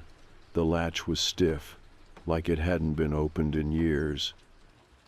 I had to tug it hard, and when it finally came loose, the ladder dropped with a hollow clatter that made my heart jump. I climbed slowly. The air got thick as I neared the top, not hot, exactly just heavy, like the dust wasn't just in the air but part of the air. I pushed my head up through the opening. It was darker than I expected. No light bulb, no natural light, just long shadows and the smell of old wood and insulation. I had brought a torch, one of those small ones that barely does the job, and I clicked it on. The beam caught the edges of some boxes, a suitcase, a stack of yellowed newspapers, and then something on the far side of the attic, near the eaves. At first I thought it was just a pile of junk, maybe old boards or broken furniture, but when I got closer, I saw it clearly. A circle drawn in chalk on the attic floor. It was faded but still visible, roughly 3 feet across, maybe more. The lines were uneven, like they had been drawn in a hurry. Inside the circle were small bones. Not animal bones. Not exactly. I'm not a vet or a hunter, but I've seen enough to know the difference between a bird skeleton and whatever this was. They looked like finger bones, thin, curved, arranged in a pattern that didn't make sense but still felt deliberate. Beside the circle was a small wooden box, carved, handcrafted, the kind you might find in an antique shop or hidden in someone's drawer for decades. I crouched next to it, not sure why I hadn't just gone back down the ladder already. Something in me needed to see. The box wasn't locked. It creaked when I opened it. Inside were scraps of paper, folded, torn, stained with what looked like oil, maybe blood.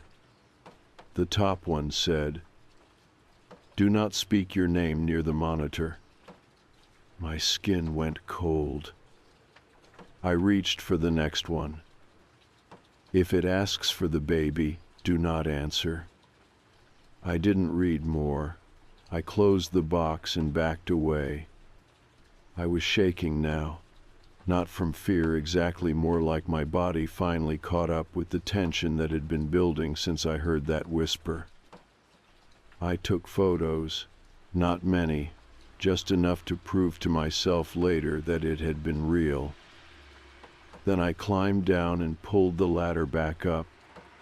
I stood there in the hallway for a while, looking up at the hatch, like it might open again on its own. It didn't. I went downstairs, sat on the couch, tried to think. Then I called my brother again. He answered on the second ring. I didn't waste time. What the hell is in the attic? He was quiet, then said, "You saw the circle?" "Yes." "And the bones?" "Yes." A long breath on his end. "I should have told you earlier," he said, "but I didn't think it would happen again." "What wouldn't?" "I heard the monitor too," he said. "When I lived there, not all the time, just once or twice, a whisper, then scratching. I thought it was in my head until I found the same marks on the floor in what's now your nursery. I didn't speak, couldn't. I went up," he said, "found the same box, same warnings. I didn't touch anything else. I just moved out." "You didn't say anything." "I was 23. I thought maybe I was losing it, and after I left, I never heard it again." I was trying to stay calm, but my voice shook. "It said my name," I told him. "Through the monitor, it knew my name." Another pause. Then he said, "Then it started again." I didn't tell my wife. I wanted to. God, I should have. But I didn't know how to say it without sounding like I'd gone completely off the rails. "Hey, love, by the way, I heard my name whispered through the baby monitor and found bones in a chalk circle in the attic. That's not a conversation that ends with a hug and a cup of tea. That's a conversation that leads to a worried call to a doctor or maybe a priest." So I waited. I tried to act normal. We went about the routine, feeding, changing, napping in shifts, smiling at our son like everything was fine, and maybe if I pretended hard enough it would be. That's what I told myself. Just keep the peace, keep the calm, let the baby sleep, let the day pass, and maybe this thing will go quiet again. Maybe it's tied to something we stirred up by accident. Maybe it just wants to be left alone. But then the monitor spoke again. It was 2 nights later. I had just gotten back from the kitchen, one of those sleepy trips where you go for water but stand staring into the fridge like it's going to reveal something else. When I came back into the living room, the monitor was already hissing, that same low static, only this time it didn't fade. It built, like pressure behind a wall. And then it said something different. Not my name this time. It said, "He sees us." Clear, no distortion, like someone sitting an inch from the mic. Then silence again, not even static, just nothing. I didn't sleep. I stayed up on the couch, waiting for another sound. I kept checking the baby on and off through the night. He never stirred. Just lay there, peaceful, small hand curled against his cheek, like nothing in the world could ever reach him. The next morning I took a day off work, told my wife I wasn't feeling right, and that part was true. She left with the baby to run errands, and as soon as the door shut behind them, I got back up into the attic. I don't know what I thought I'd find. Maybe something new. A change in the circle. A fresh note in the box. But it all looked the same. Still there. Still wrong. I pulled the box out and read through the rest of the notes. Some were barely legible. Some were scribbled like whoever wrote them did it fast, with shaking hands or worse. One said, "Do not cover the scratches. It remembers the floor." Another said, "Ask it nothing. Give it no permission." But the one that really got me was folded tightly and stained with something dark. It said, "I saw it through the slats. Under the crib. It does not blink." That was enough. I took the box with me, climbed down and locked the attic hatch. Then I did the only thing I could think of. I called the landlord. The same man who sold us the house. He had been weirdly eager to get the paperwork signed, now that I looked back on it. A little too flexible on the price, a little too quick with the "everything's been checked out" line. At the time I chalked it up to the market. Now, I wasn't so sure. He answered after a few rings. I told him who I was and which property it was about. He paused, then said, "Ah, that one." I didn't ask what that meant, just pushed ahead. I said, "Did you know anything about the attic?" There was a long silence. Then he said, "What did you find?" I told him, not everything, just enough, the bones, the chalk, the notes. He sighed, not a surprised sigh, more like someone bracing for a conversation they hoped never to have. "That house has always had stories," he said. I asked what kind. He said, "Not the ghost kind, not banging doors or cold spots. It's quieter than that. People just leave. Sometimes in the middle of the night, sometimes without packing. The one before you didn't even last a year." I asked about my brother. He said, "The young lad, he left suddenly too, never said why."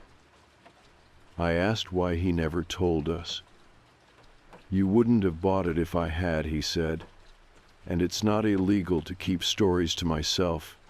It's just bad form. I hung up before I said something I'd regret.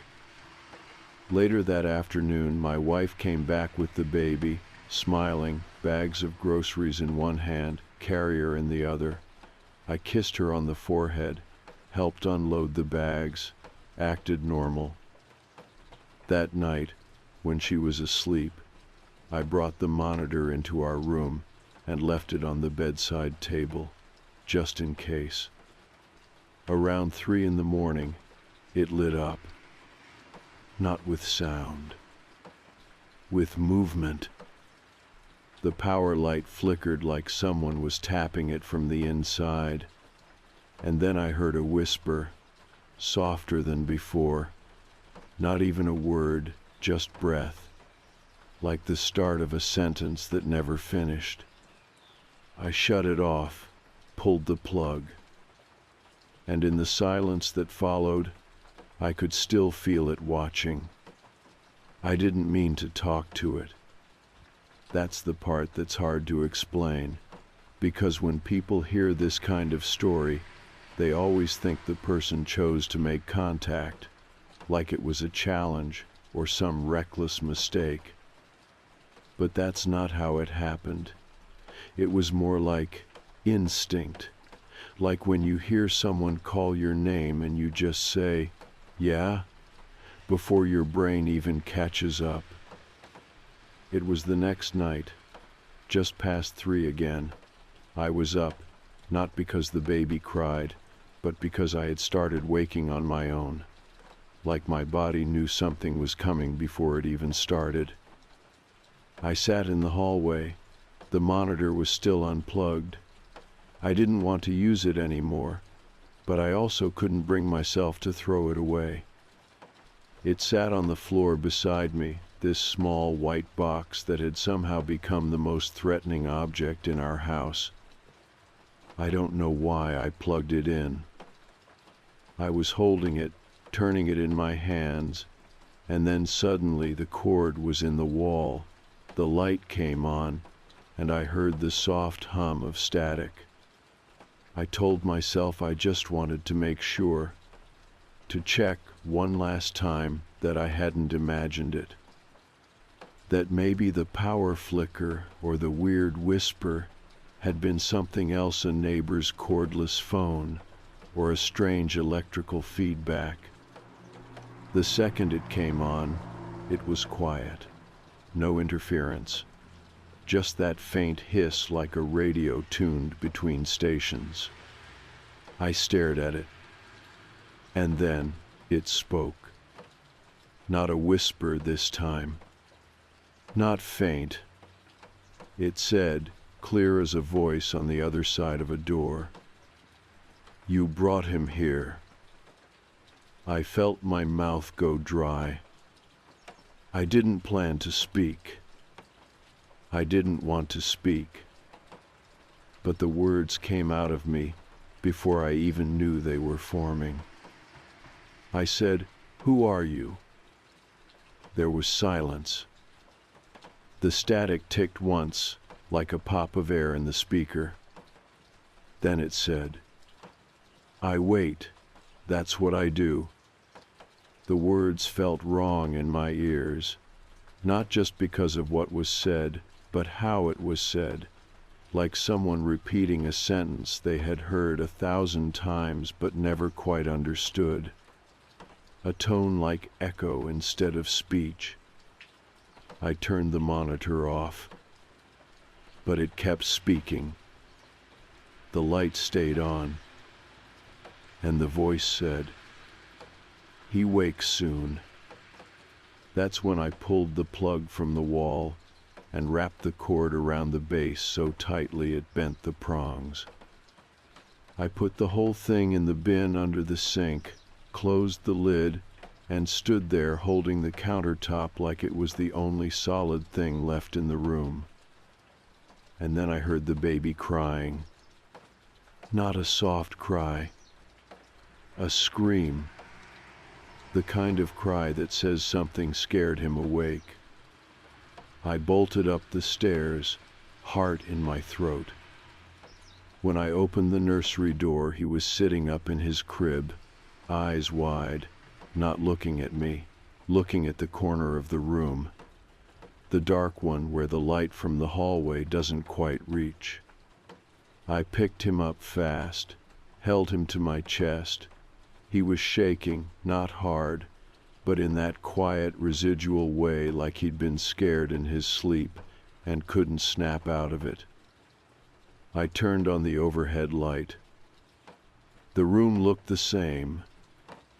The crib, the chair, the stack of books we read before bed. Except the closet was open. We don't leave that door open. It sticks unless you really pull at it. Inside was just clothes, boxes, diapers, and a footprint. Just one. In the dust near the back of the closet. Not mine, not my wife's. Smaller than mine, wider than hers. I didn't touch it. I left the closet open, carried my son into our room, closed and locked the door, let him sleep on my chest until the sun came up. The next morning, I went back into the nursery with a flashlight and looked again. The footprint was gone. Or maybe it had just never been there. Maybe I dreamed it. I cleaned the closet floor with bleach and water anyway. I didn't tell my wife why. That evening, she asked if I was okay. I told her I was just tired. She kissed me on the cheek and said, "We're almost through the hard part." I wanted to believe that. I really did. But that night, while brushing my teeth, I saw something behind me in the mirror. Just for a second. A shape in the hallway, still and pale, watching through the crack of the bathroom door. I spun around, nothing there. I didn't sleep. Instead, I sat in the nursery with the light on, holding the baby while he napped, watching the floor, the walls, the closet door. And I kept hearing the same sentence in my head. "You brought him here." The next morning, I called my brother again. I didn't care if I was waking him. I didn't care that I'd already asked him everything I thought there was to ask. I needed more. Needed something real. Something that would help me understand why this house felt like it was turning itself inside out. He answered with a quiet, "Yeah?" Like he already knew why I was calling. I skipped the pleasantries. I said, "What did you do before you moved out?" There was a pause. Then he said, "I thought I ended it." I just sat there, phone to my ear, waiting. My son was asleep on my chest again, breathing slow and warm and soft, like none of this was happening outside his tiny world. He said, "There was something in the attic, something old. I didn't know what it was, but it made itself known, through the same monitor you're using now. Only it didn't stop at whispers." I closed my eyes.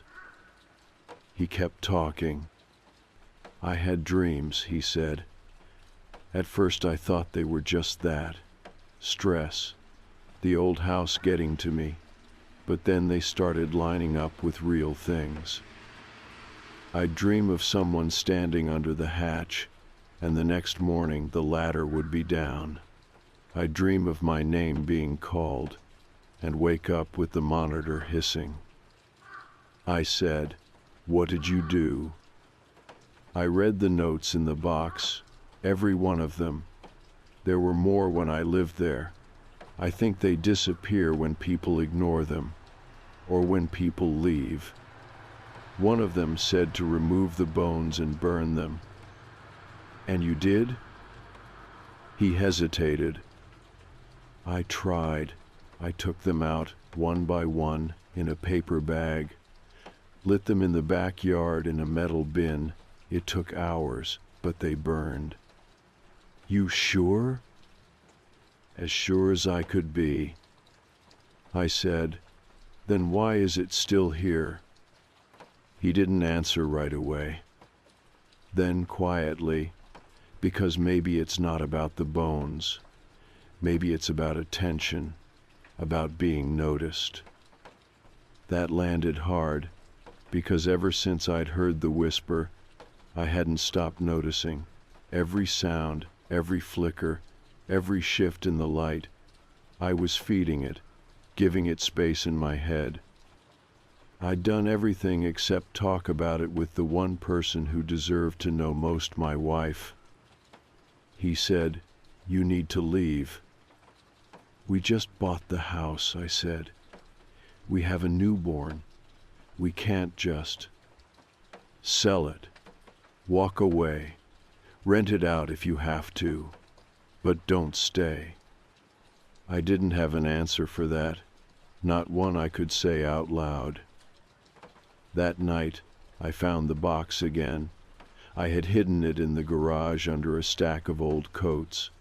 I brought it back into the house and spread the contents on the kitchen table. There were fewer notes now. I could feel it, a difference in weight, like it was thinning. One of the notes I hadn't read before was folded 3 times and sealed with tape.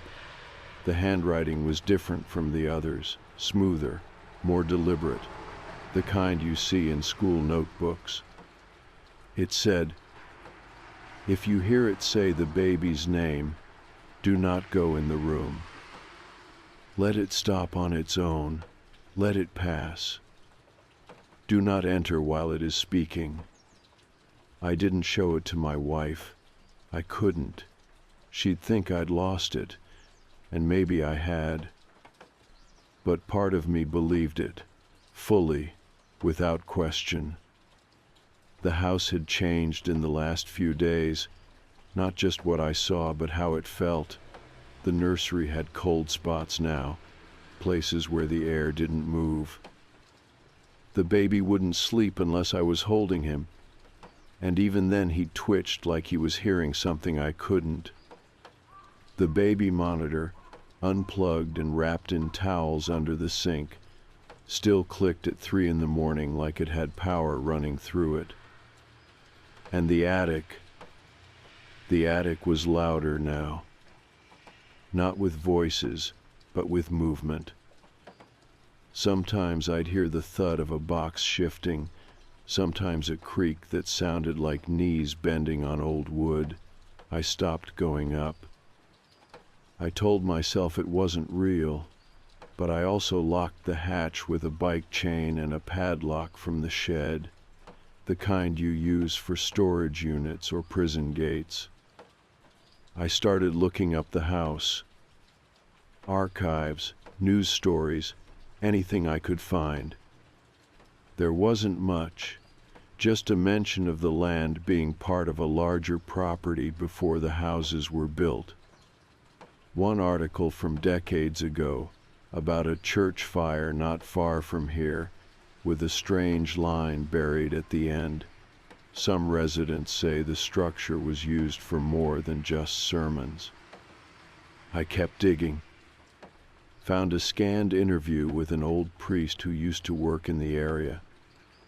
He talked about a local family who believed in binding something that didn't belong to this world. He said it wasn't his business, but they weren't the only ones. Some believed the land here had weight. "Things don't rise here," he said. "They settle, they dig, they wait." That word again. Wait. The same word the voice had used. That night, the baby started crying around 2:30, a sharp, sudden cry, not like hunger, not like discomfort. It was panic. I ran into the room. He was sitting up again, eyes wide, frozen. The closet door was open again. I checked it earlier that day. I had even put a chair in front of it. But now it was open, chair tipped over, and the air in the room was bitter cold. I picked him up and walked out. This time, I told my wife everything. I didn't care if she believed me. She had to know. I told her everything while we sat at the kitchen table. The baby was asleep in her arms finally. It was just after 4 in the morning. I hadn't slept in nearly 2 days. I expected her to get angry, or worried, or to laugh in that tired way people do when they're too overwhelmed to do anything else. But she didn't. She listened, quiet, still, eyes locked on mine the whole time. I told her about the whisper, about the attic, the bones, the notes, the cold spots, the warnings, all of it. I left nothing out. When I finished, she asked just one question. "What does it want?" I didn't have an answer. Not really. I had guesses. That it wanted attention, that it wanted the baby, that it wanted to stay, that it fed off fear or sound or belief. But I didn't know for sure. And that was the worst part of all this. There was no name, no history, no shape, just a presence. She looked down at our son, then back at me, and said, "We have to go." I nodded, "Just for a night, until we figure it out." "No," she said, "we have to go. Like, go, go." We didn't argue. There was no energy left for that. Just silent agreement. She packed a bag for the baby. I grabbed clothes, documents, the box from the attic, and that cursed baby monitor still unplugged, still wrapped in cloth, but I wasn't about to leave it behind. By 6 that morning we were in the car driving toward her mum's place, a quiet village 2 hours out, surrounded by hills and hedges and nothing else. It felt like distance in the best way. Every kilometer felt like a door closing behind us. She didn't speak much on the drive, neither did I. The baby slept almost the whole way, which felt like a miracle. We stayed at her mum's for the next 3 nights. On the second night, I woke up around 3:30 out of instinct.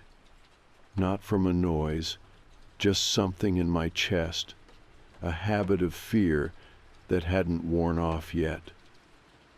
The monitor was still off, still packed, still silent. I sat by the window and watched the wind move the hedges. No voices, no scratching, no feeling of being watched. By the 4th morning, my wife said, "I think we should call someone."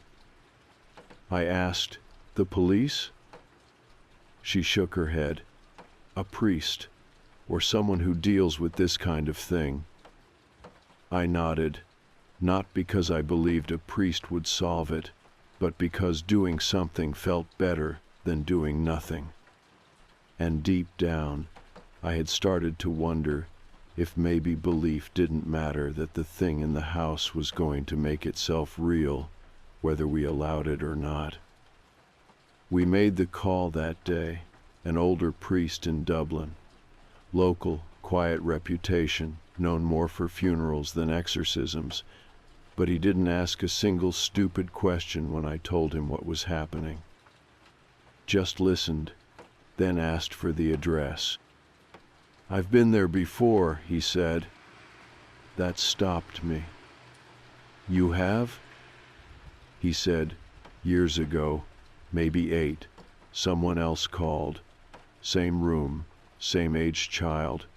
She didn't stay long either." "Did you stop it?" "No," he said flatly, but I can contain it, temporarily. That house, it keeps things. He met us back at the property 2 days later. We parked across the street. I refused to take my son back inside. My wife stayed in the car with him. The priest and I entered together. The house was still, cold, unlived in, even though everything inside looked like we had only stepped out for milk. The air smelled heavier than I remembered, like wet stone and something slightly sweet, like old rot covered in honey. He didn't say a blessing, didn't light candles, just stood in the nursery, eyes closed. After a while, he asked for the box. I handed it to him. He opened it slowly, read one of the notes, and let out a quiet sigh. "This is the second one," he said. "The second what?" He looked at me. "This box, these notes, the others were burned, but the thing remained, so it started over. It learns who listens." I didn't know what to say. He pulled out a vial of something thick and amber-colored, poured it across the closet threshold, then down the sides of the crib, not in excess, just a line like a barrier. He took the monitor from my bag, opened the battery case, and slipped something small inside. "A talisman," he said. "It confuses the signal." Then he handed it back to me. "Keep it," he said. "Turn it on once. If it speaks again, do not respond. That will be your last warning. And if it doesn't, then it's moved on.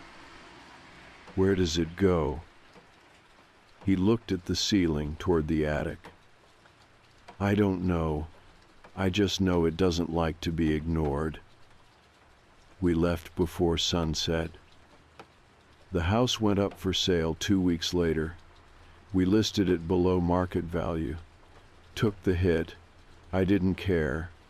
I never wanted to see the inside of that place again. It sold faster than I expected. A single man, early 40s, moved from the coast, said he liked older houses. We didn't warn him. I thought about it. I really did. But I remembered what my brother said, that sometimes attention was what it wanted. So I stayed quiet. I don't know if that was the right call. Maybe someday I'll regret it. But right now, it's been 4 months, and the baby sleeps through the night. My wife smiles again. The monitor never spoke again. Sometimes I wonder if it's still up there, in that attic, waiting. But not for us. We're not in that house anymore, and we never will be again.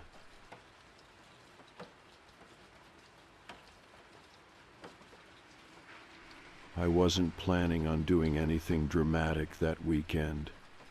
My parents had gone to Devon for a friend's anniversary thing, one of those garden party things that stretches over 2 days because the couple is overly sentimental.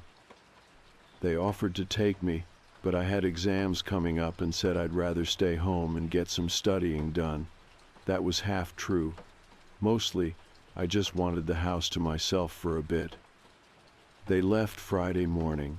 It was quiet after they pulled out of the driveway.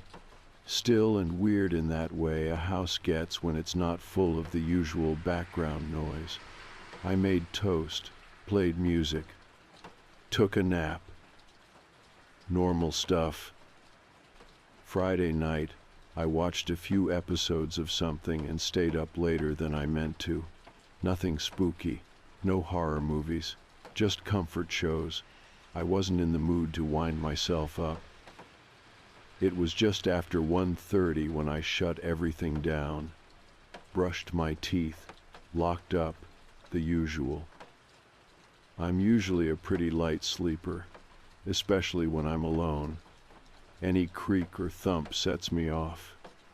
So when I woke up around 2 and heard what sounded like running water, my brain didn't panic right away. I figured it might have been outside, maybe rain starting, maybe the neighbor's hose, something like that.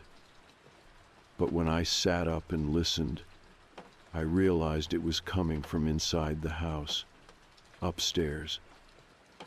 It was the shower. I froze, not immediately scared, just trying to make it make sense. Had I left it dripping earlier? I hadn't even showered that day. Was something leaking? Did a pipe burst? I got out of bed slowly, stepped into the hallway, and stood at the bottom of the stairs listening. No doubt about it, the shower was fully on, not just trickling. It was loud, the kind of sound you hear when someone's just stepped in. I went up the stairs, every step creaking louder than it should have. It felt like the house was holding its breath.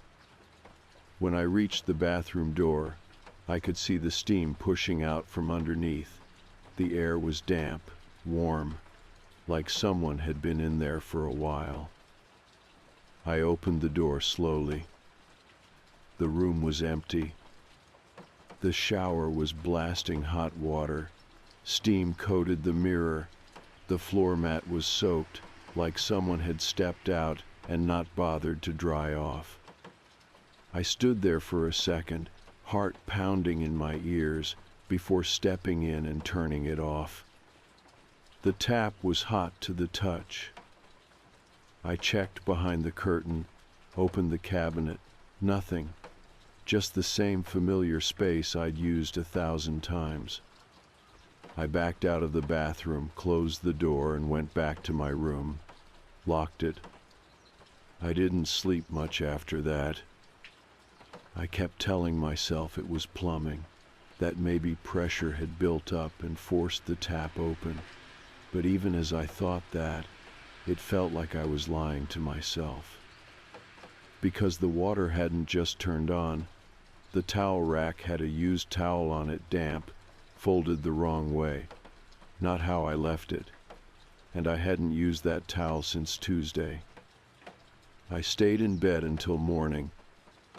When the light finally came through the window, I got up and went back to the bathroom. Everything looked normal again. No steam. The mirror was clear. The floor was dry except for the still damp towel. Then I noticed my toothbrush. It was wet. Not just the bristles, the handle too. Like someone had picked it up with wet hands. It was resting on the sink instead of in the cup I always leave it in. I picked it up, turned it over. There was a small speck of something on the back. Red. Not blood red, more like clay or rust. I wiped it off and immediately regretted touching it at all. I checked the rest of the house. Every door was locked. The windows were closed. Nothing looked out of place, but I still had that feeling in the back of my neck like something had been there. Not was. Had. Later that day, after pacing and second-guessing everything, I remembered we had the Ring camera set up at the side gate. My dad had installed it after someone nicked a bicycle last summer. I opened the app on my phone and scrolled through the timeline. At 1:40 in the morning, there was motion. I clicked it. The video started with nothing, just the usual quiet view of the fence and the patch of gravel behind the kitchen. Then, just barely visible, a figure moved past the camera. Not fast. Just a slow walk, head down, arms close to their sides. I paused it, tried to scrub forward. Couldn't see the face. The motion light didn't trigger fast enough. Whoever it was, they knew how to avoid being lit up. But then, just as the video reached the end, there was a faint sound, like a click.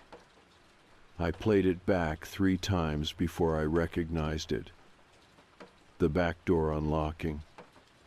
I sat there with my phone in my lap, cold all over.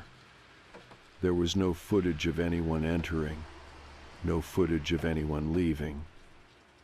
Just that moment, that click, then nothing. I didn't tell my parents, not at first. I knew what they'd say, that it was a glitch or a prank or a neighbor's cat triggering the motion light. My dad would probably reset the camera and forget about it. My mom would just tell me to double check the locks and stop watching so many crime documentaries. But I knew something was off. You don't forget the sound of a shower turning on at 2 in the morning when you're supposed to be the only person in the house. You don't forget the feel of steam coming out from a closed door when no one's been inside. Still, I tried to get through the next day like normal. I cleaned a bit, made a proper breakfast, studied, or at least sat with the books open long enough to pretend that I had. But I couldn't stop thinking about the Ring footage, about that figure, the slow way it moved, the way it didn't look toward the camera once. It felt too calm, like someone who knew where they were going. That afternoon I checked the back door. I wanted to see if maybe it had been unlocked the whole time, and I just convinced myself it had clicked open. But the deadbolt was engaged, and the lock on the handle had that tight resistance like it had just been turned recently. Nothing was broken or forced, no scratches around the frame. Whoever had come near the house, if they didn't break in, they just entered. That's when I remembered the old sliding door. It's in the sunroom, technically more of a back extension. My dad always meant to replace the lock, but never got around to it. You have to pull it hard to get it shut all the way, and the latch on it is finicky. If you don't lock it with the key, it can be jimmied open with enough pressure. I walked over, pushed on the frame. It opened. Not wide, just an inch or two, enough to make my stomach drop. I had locked it. I know I had. The night before, I did the usual routine: front, side, back, sunroom. Checked each door, turned each key. I even remember jiggling the handle to make sure it was secure. But now it was cracked open, like it had been shut in a hurry, or like someone left it just barely ajar, waiting. I locked it again. This time I tested it twice, pulled hard. It held. But I couldn't shake the feeling that someone had been in the house while I slept. That they'd come in after the camera picked them up, moved quietly, turned on the shower, used my towel, handled my toothbrush, and then left without a sound. And maybe they didn't even leave. That was the thought that really got to me, the one that sat in the back of my skull all night. What if they were still here? What if they never left? I started checking the cupboards, the wardrobes, behind the curtains, under the bed. It felt ridiculous, walking through my own house like I was playing hide and seek with something that might not even be real. But part of me knew I wasn't being paranoid, knew this wasn't something I could laugh off in a week.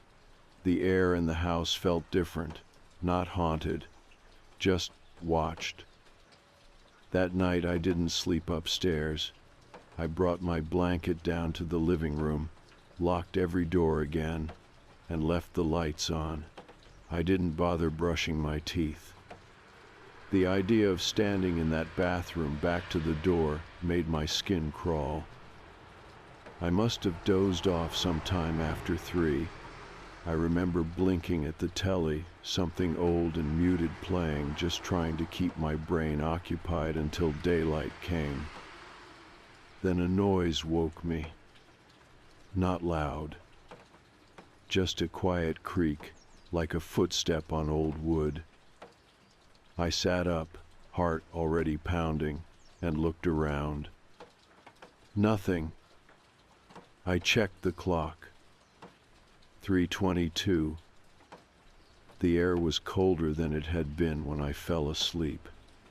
I reached for my phone and opened the Ring app, hoping maybe it had caught something again.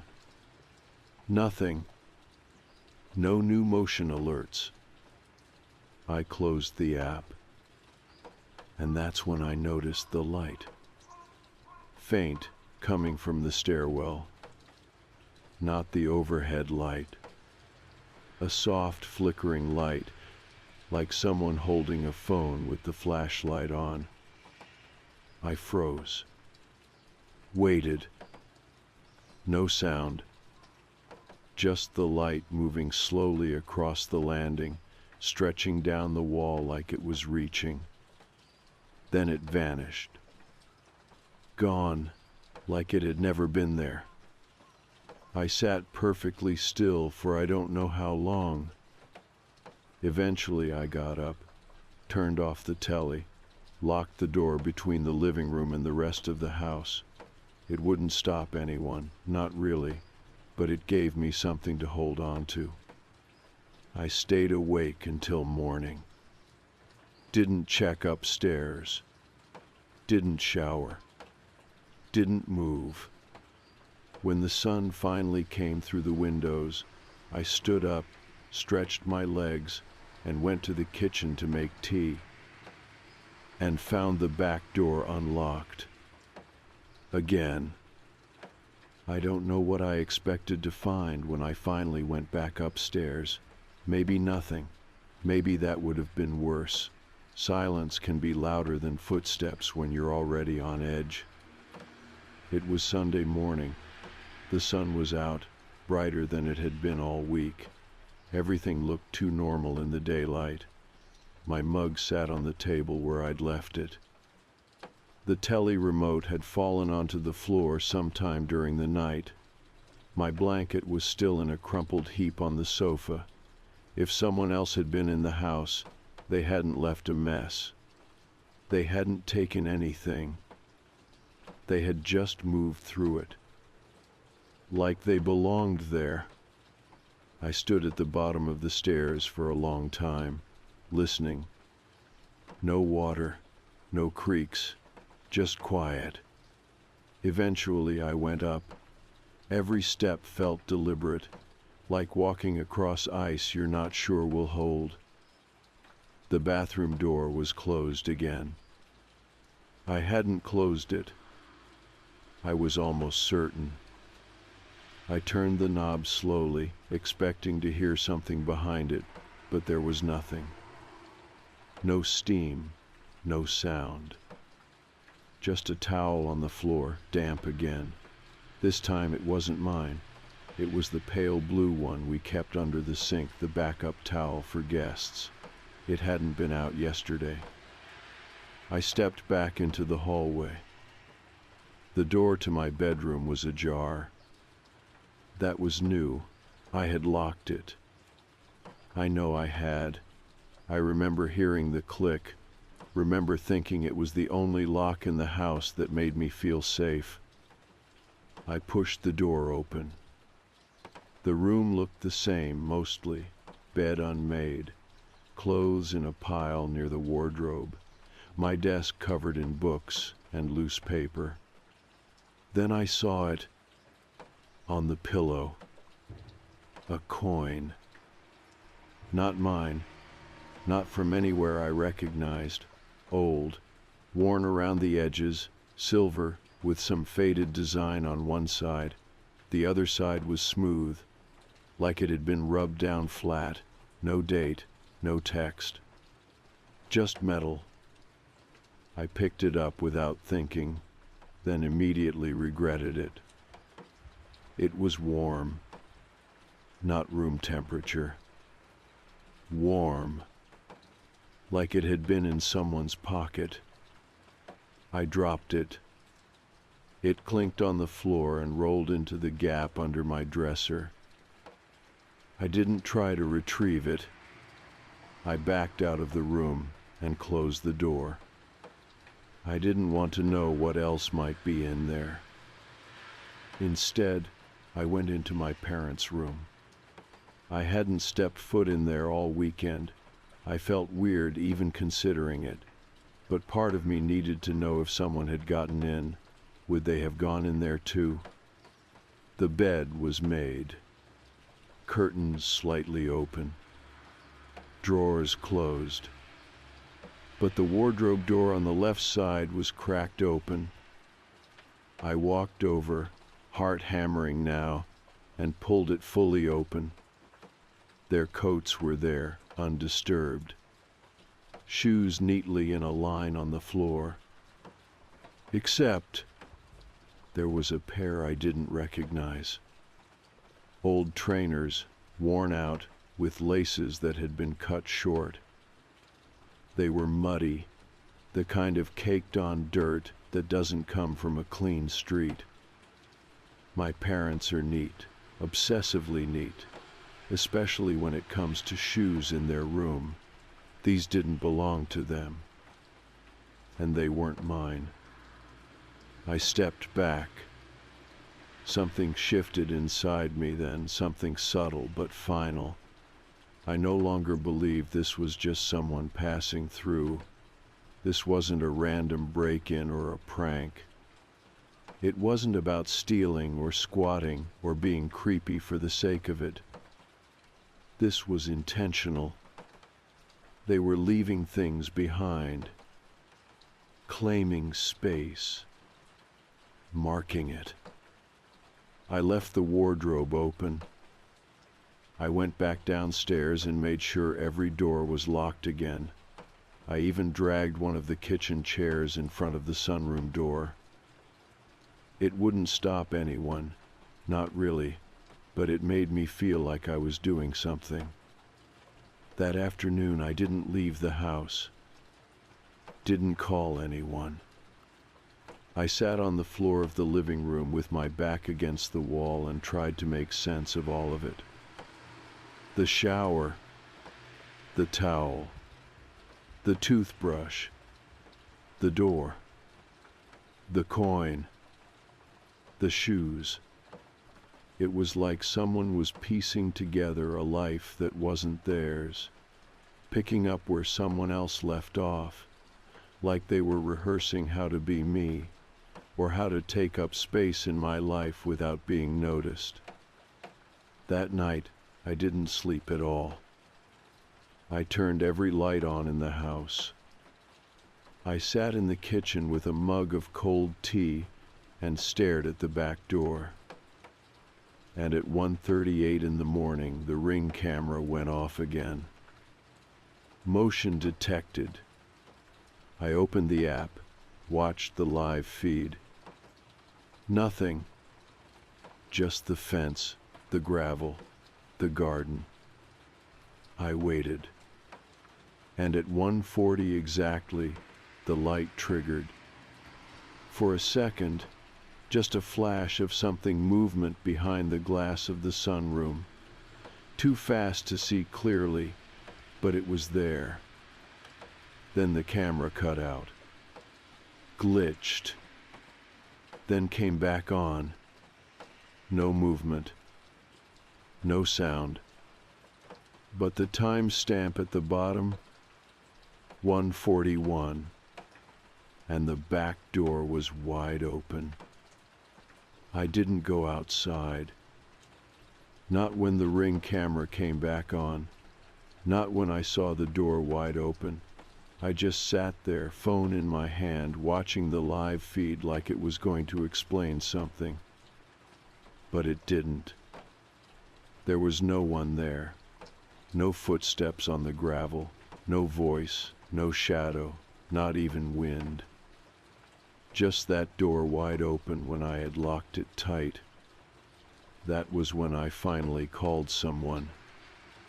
I rang my friend Kieran. He's the type who doesn't scare easily, which was exactly what I needed. I didn't want comfort. I wanted someone who'd look at the back door and the shower and the shoes in my parents' wardrobe and say, "Yeah, you're not losing it." He picked up on the second ring. I said, "I know it's late. Can you come over?" He asked why. I said, "I think someone's been in the house, not just once." There was silence. Then, "I'll be there in 20. And he was. He arrived just after 2, knocked on the front door with the kind of tap you use when you don't want to scare anyone. When I let him in, he didn't joke, didn't try to downplay it. He looked at me, looked around, and said, "Tell me everything." I walked him through it.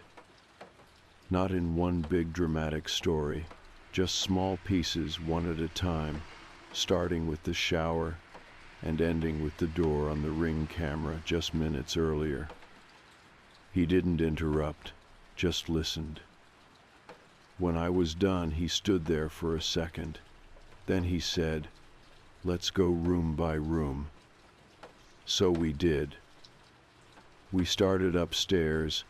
My room was exactly how I left it, except the coin was back on the pillow. I swear I didn't touch it. I had dropped it. It had rolled under the dresser. I hadn't gone near it since. Kieran picked it up. "What is this?" he asked. "I don't know." He turned it over in his hand, then frowned. "It's warm."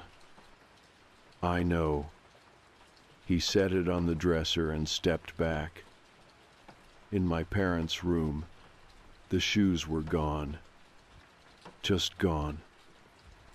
The rest of the wardrobe was untouched, but the space where they had been was empty. I stared at it for a long time, trying to convince myself I had imagined it, but I hadn't. I remembered the way the mud looked, the laces, the weight of it in the air. I looked at Kieran. He said, "You're not crazy." I didn't say anything. We went downstairs, checked the back door. It was locked again, tight this time. Deadbolt turned fully. I hadn't touched it, and I knew Kieran hadn't. I was with him the entire time. That was the moment where I felt something shift inside me. Not fear, not even confusion. Something colder. Like a line had been crossed.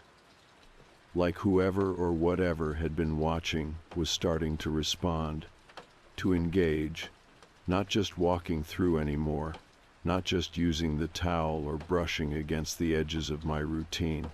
Now it was reacting. Moving the coin. Removing the shoes. Opening and relocking doors. It wanted me to know. I sat down at the kitchen table, hands shaking without permission. Kieran made tea. Just like that, walked into my kitchen like we were still 17, like the past hour hadn't happened. He set the cup in front of me. Said, "You need to talk to it." I looked up. "What?" "Whatever this is, you need to acknowledge it." I shook my head. No way. But even as I said it, I could feel it, that pull, that pressure. He said, "You don't have to ask it questions. Just let it know you see it, that you know it's here."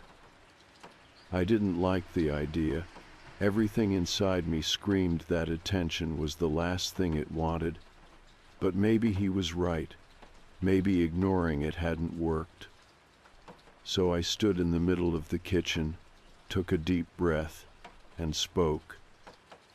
"If you're here," I said, I know you've been in this house. I know you used the bathroom. You touched my things. You left something behind. You've been watching. Nothing happened. The fridge buzzed, the heating clicked, but nothing else. I looked at Kieran. He shrugged. "Maybe that's it," he said. "Maybe that's all it wanted." And for a moment, I almost believed it. Until the lights flickered. Once. Then again. Then the bulb above the table went out completely. The rest of the house stayed lit. Just that one. Kieran looked up. "Well," he said, "that's one way to answer." I went to the fuse box, opened the panel. All the switches were fine.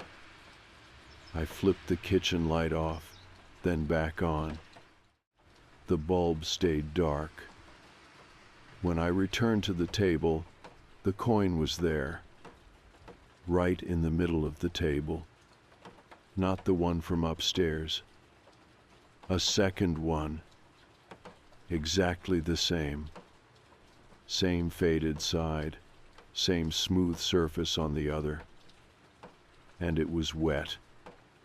Not soaked, just damp, like it had been held in someone's mouth. I looked at Kieran.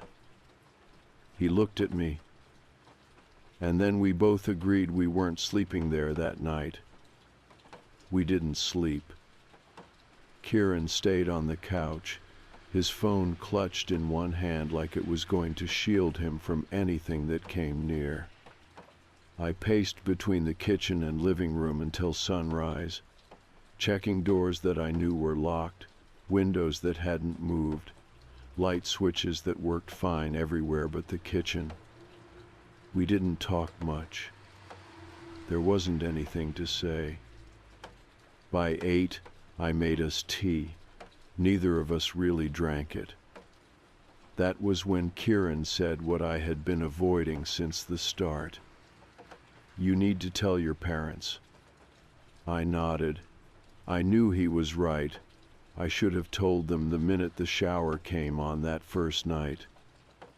But I had talked myself out of it, convinced myself it would pass, that it wasn't serious, that it would just stop. But it hadn't. It had escalated, and now I had no idea what I was dealing with. So I picked up my phone and called my mom. She answered quickly, too quickly, like she was waiting. "Hey, love," she said, "everything all right?" I told her everything, not in pieces this time. All of it, from the first night to the coins, to the back door, to the flickering light. Her voice was steady the whole way through. A few hums, a few quiet acknowledgments, but no gasps or disbelief. When I finished, she didn't ask any questions. She just said, "Your dad's going to want to speak with you." She passed the phone. My dad's voice was low, like he had stepped into another room. He said, "We should have told you." That set something off in me. I stood up, heart suddenly racing. "Told me what?" There was a pause. Then he said, "It happened before, a long time ago, right after we moved in." I didn't speak. I didn't even breathe. He went on. "There were little things at first. Water running, doors open, items moved. We thought we were imagining it." I looked at Kieran. He had sat up now, listening. My dad continued, "Your mom heard someone walk up the stairs one night. I wasn't home. She swore she felt someone standing just outside the bedroom, but there was no one." "Why didn't you say anything?" I asked. "I didn't want to scare you," he said. "You were just a kid. and it stopped, or we thought it did. What did you do? We changed the locks, put up the camera, made noise about it, acted like the house was full, like someone was always around, and then nothing for years. You think it's a person? He hesitated. I did, I used to, but now I don't know. There are things that don't make sense. Like what? He lowered his voice again. That coin, I've seen it. What? Once. It was on the windowsill in the kitchen when we came back from a weekend away. I assumed it was yours. You were still in primary school, but your mom swore it wasn't. Why didn't you throw it out? I did, he said. That night. Put it in the bin. And? The next morning, it was in my bedside drawer. That stopped me cold. You're not joking? I asked. I wish I was. I didn't know what to say. The idea that they had known something, anything, and kept it from me made my stomach turn. I looked down at the table where the second coin had been. It was gone now. Kieran hadn't touched it. I hadn't moved. It had just vanished.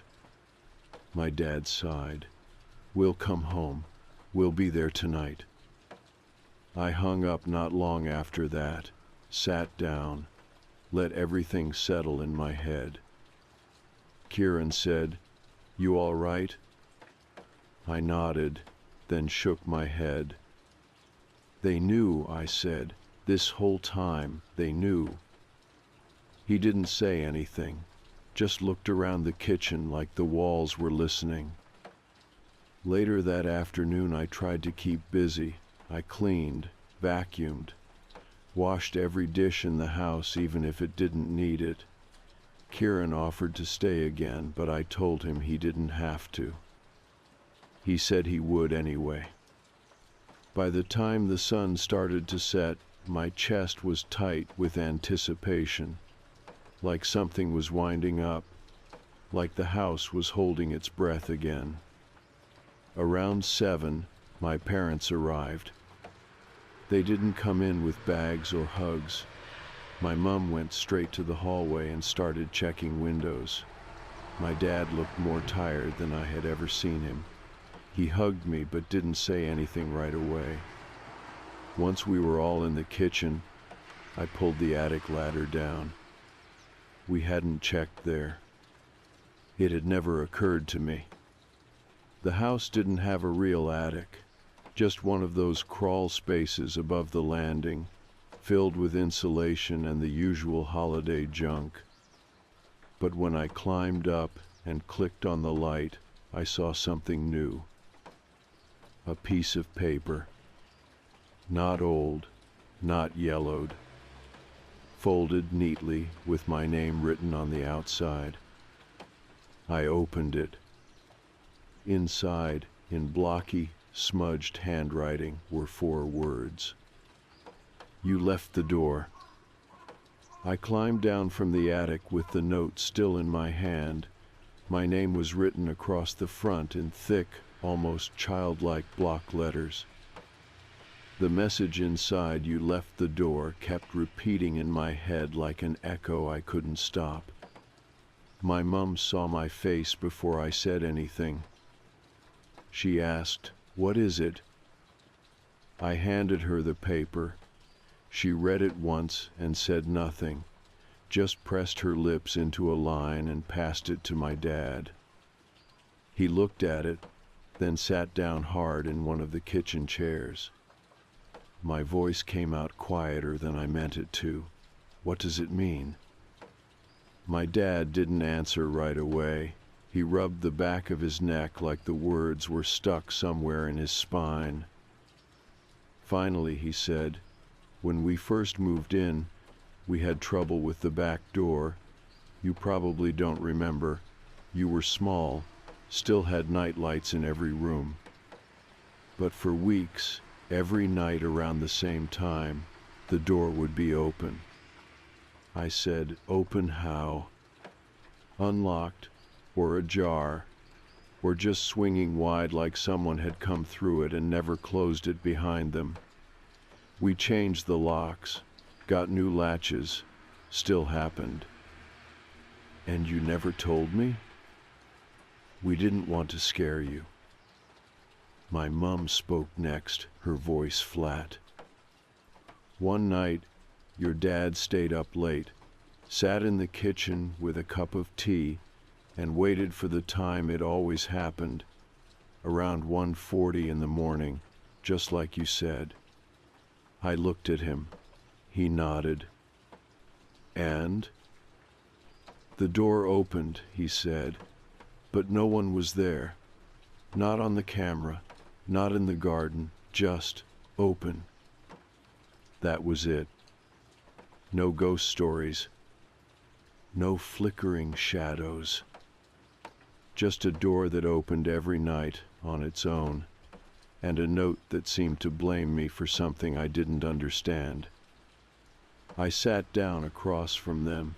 Kieran stood quietly in the corner, like he was trying not to interrupt a family conversation, but also couldn't quite bring himself to leave the room. I said, "What if it's not about a person?" They didn't look surprised, not anymore. My dad said, "We wondered. After it stopped, we told ourselves we imagined most of it, that it was just new house nerves, but now it was back, and it knew my name." We decided to stay the night, all four of us. My parents took their room. Kieran slept on the couch again. I stayed in mine, but I kept the lights on and my phone in my hand. At 1:35, I was wide awake, heart already racing, just waiting. I watched the clock tick past 1:40. Nothing. No sound. No footsteps. No shower. No door. I checked the Ring camera. No motion. No glitch. It was quiet. I stayed like that until 3, barely blinking, until sleep finally forced its way in. When I woke, it was bright again. I went downstairs and found everyone already in the kitchen. My mum was making eggs. My dad had his usual tea. Kieran looked like he hadn't slept at all. But nothing had happened. The note was still on the counter. The coin was gone again. That was the last time anything strange happened. We didn't talk about it again in detail. A few passing comments, sure. My dad bought another lock for the sunroom door. My mum saged the corners, even though she didn't believe in that sort of thing.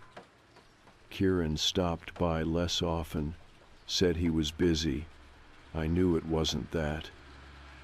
The house went quiet.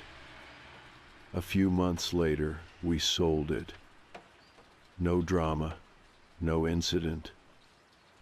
We packed up like normal people, hired movers, signed the papers, handed off the keys to a couple from Belfast who thought it had charm and good bones.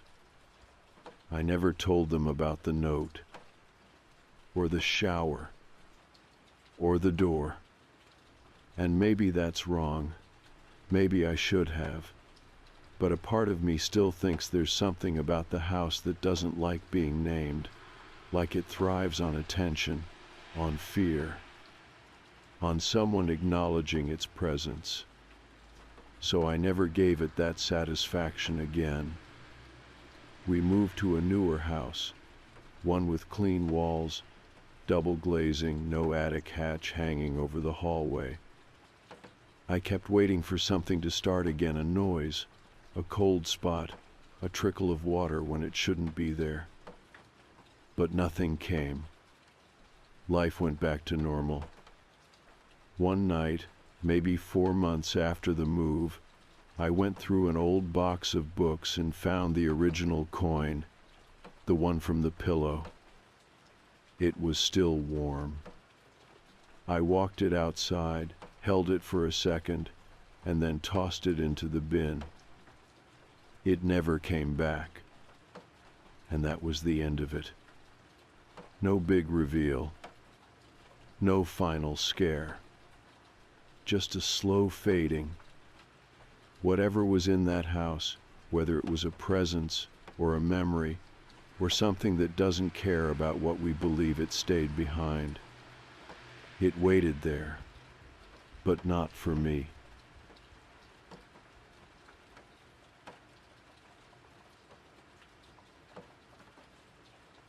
This isn't the kind of thing I ever thought I'd write out, but it's been stuck in my head for weeks, and I'm starting to lose sleep over it. Maybe posting it will help me get it out. So I babysit sometimes, nothing formal, just extra cash for weekends when I'm not working. I've watched kids for neighbors, co-workers, even a few random Craigslist families when I was desperate. Never anything weird. Usually just cartoons, pizza, bedtime. This one was different. A friend of a friend recommended me to this couple in Toledo. Their usual sitter was out of town. It was just a one-time thing, Saturday night, 6 to midnight. Their daughter was 7, quiet, well-behaved, liked puzzles and princess stuff. That's what they told me over the phone. When I showed up, the mom answered the door. She looked tired in the way people with young kids do, not a mess, just stretched thin. The dad was in the background finishing dinner. The little girl, Sophie, was already in her pajamas, sitting at the kitchen table and coloring. The house was clean, too clean, honestly. Everything was neat, nothing on the floors, couch pillows perfectly lined up, no dishes in the sink. I remember that because I kept thinking, this place looks staged, like they were trying to prove how normal they were. They gave me the usual rundown. She'd already eaten. Bedtime was 8. No screen time after 7. I nodded along, acting like I hadn't heard the exact same speech from every other parent in the universe. But then the mom hesitated. She leaned in a little and said, kind of quietly, "If she talks about her teeth, just play along. Don't ask too many questions." I think I blinked. Like, what? But she was already grabbing her purse. The dad handed me their number and said they'd be home around midnight, then they left. Sophie didn't say much at first. She was polite. Not shy exactly, just soft. Like her volume knob was stuck on low. We watched a cartoon. She showed me a puzzle she'd already finished 3 times. Then she asked to go to bed early. That surprised me. It wasn't even 7:30. But I figured, hey, easy money, right? So I helped her brush her teeth, walked her to her room, and tucked her in. That's when she said it. I was fluffing her blanket, and she just looked at me and said, "If I lose another tooth, he's allowed back in." She said it like it was a rule, like I should already know who he was. I laughed a little. "Who's allowed back in?" She shrugged and turned her face to the wall. "I don't know his name, but he waits." I didn't push it. Maybe that makes me a bad sitter. I don't know. I just smiled and said, "Well, no more teeth tonight, okay?" She didn't laugh, just pulled the blanket up to her ears and closed her eyes. I backed out of the room and sat on the couch for a bit, flipping through channels and texting my roommate. I told her the girl was kind of creepy, and we joked about the whole tooth thing. I even said, if I don't check in after midnight, assume I've been turned into a puppet made of baby teeth. Real funny, in hindsight. Everything was quiet for a while. Too quiet. Around 10, I heard a soft thump from Sophie's room. Not a crash. Just that low kind of bump you hear when a kid rolls over too hard and kicks the wall or something. I ignored it at first. But then I heard it again. Softer this time. Like a shuffle. I called out, "You okay, Soph?" No answer. I stood up and walked to her room. Door was slightly open. The lights were off, but the hallway lamp was bright enough to see by. She was asleep, or at least pretending to be. Her breathing was slow, steady, blanket up to her chin, same as before. I was about to walk away when I heard it again, but not from the bed, from underneath it. I crouched down and whispered, "Are you playing?" No response. I bent a little lower just to check. Didn't see anything at first. Then I noticed something tucked into the back corner, a glass jar, half buried under a blanket. I reached in and pulled it out. It was heavier than I expected. The jar was full of teeth. Not just a few. Dozens. All different shapes and sizes. Each one had a tiny tag on it like one of those sticker labels you'd use for a yard sale. Dates. Names. Written in shaky handwriting, some of the ink starting to fade. The top tooth said something like Madison, May 3rd. The one below it, Elliot, April 12th. I kept flipping the jar, my hand starting to sweat. And at the bottom, scratched into the glass, not written on a sticker, was my name. First and last. No middle. No date. Just me. That's when I heard the breathing. Not Sophie's. Something slower. Rougher. From under the bed, right behind me. I didn't look. Didn't think. I put the jar down and backed out of the room fast. Closed the door behind me and sat on the couch, heart pounding.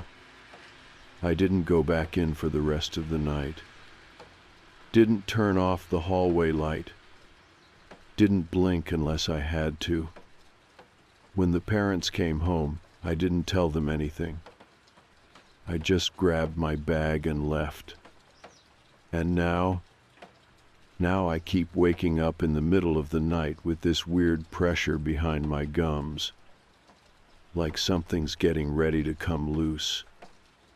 I didn't sleep when I got home that night. I turned on every light in my apartment. I don't know why. It wasn't like the thing under the bed was going to follow me through a lampshade, but it helped, sort of. I kept telling myself I imagined it, that the teeth weren't real, that maybe I misread the name on the glass, or maybe it was someone else with my name, a weird coincidence. But it didn't feel like a coincidence. It felt personal, like whoever put my name on that jar knew I'd see it, knew I'd check under the bed, like they were waiting for me to find it.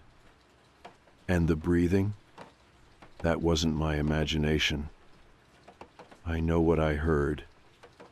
I had this tight feeling in my stomach all night, like I was forgetting something important, like a deadline had been moved up without warning. The next morning I told my roommate about it. I didn't mean to. I was just making coffee, still wide awake from the night before, and I said, "What would you do if a kid you were babysitting had a jar of baby teeth under the bed?"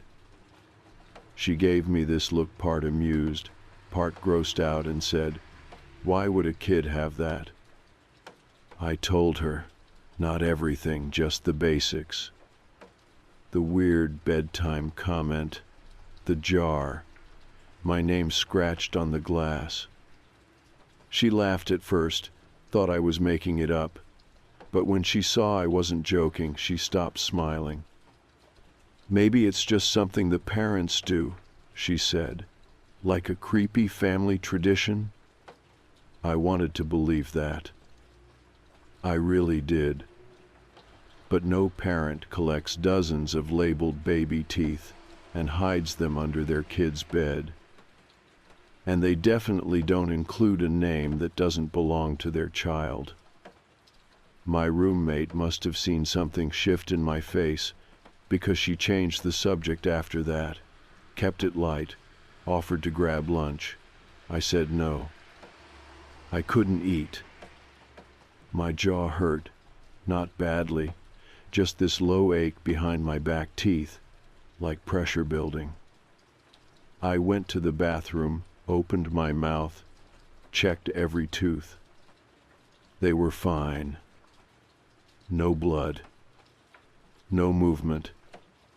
Just that steady, growing throb. I swore I wasn't going to go back to that house.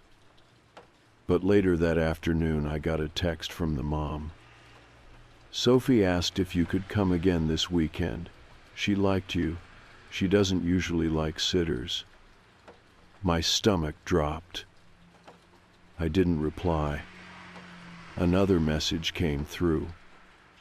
"I'll pay double, just a few hours this time." I stared at the screen for a long time. And then I said yes. I don't know why. I told myself it was for closure, that I needed to prove to myself it was just a creepy moment and nothing more. But I think some part of me wanted to look again, wanted to see if the jar was still there, if the date had changed.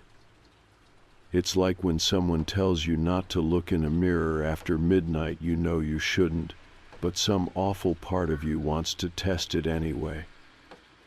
The second visit was weirder from the start. The parents were polite, but not warm this time. The dad barely looked at me. The mom kept checking the time. When I asked how Sophie was doing, the mom just said, "She's been quiet lately." Like that explained anything. They left 10 minutes later. Sophie was already in her room when I got there. She didn't come out to say hi.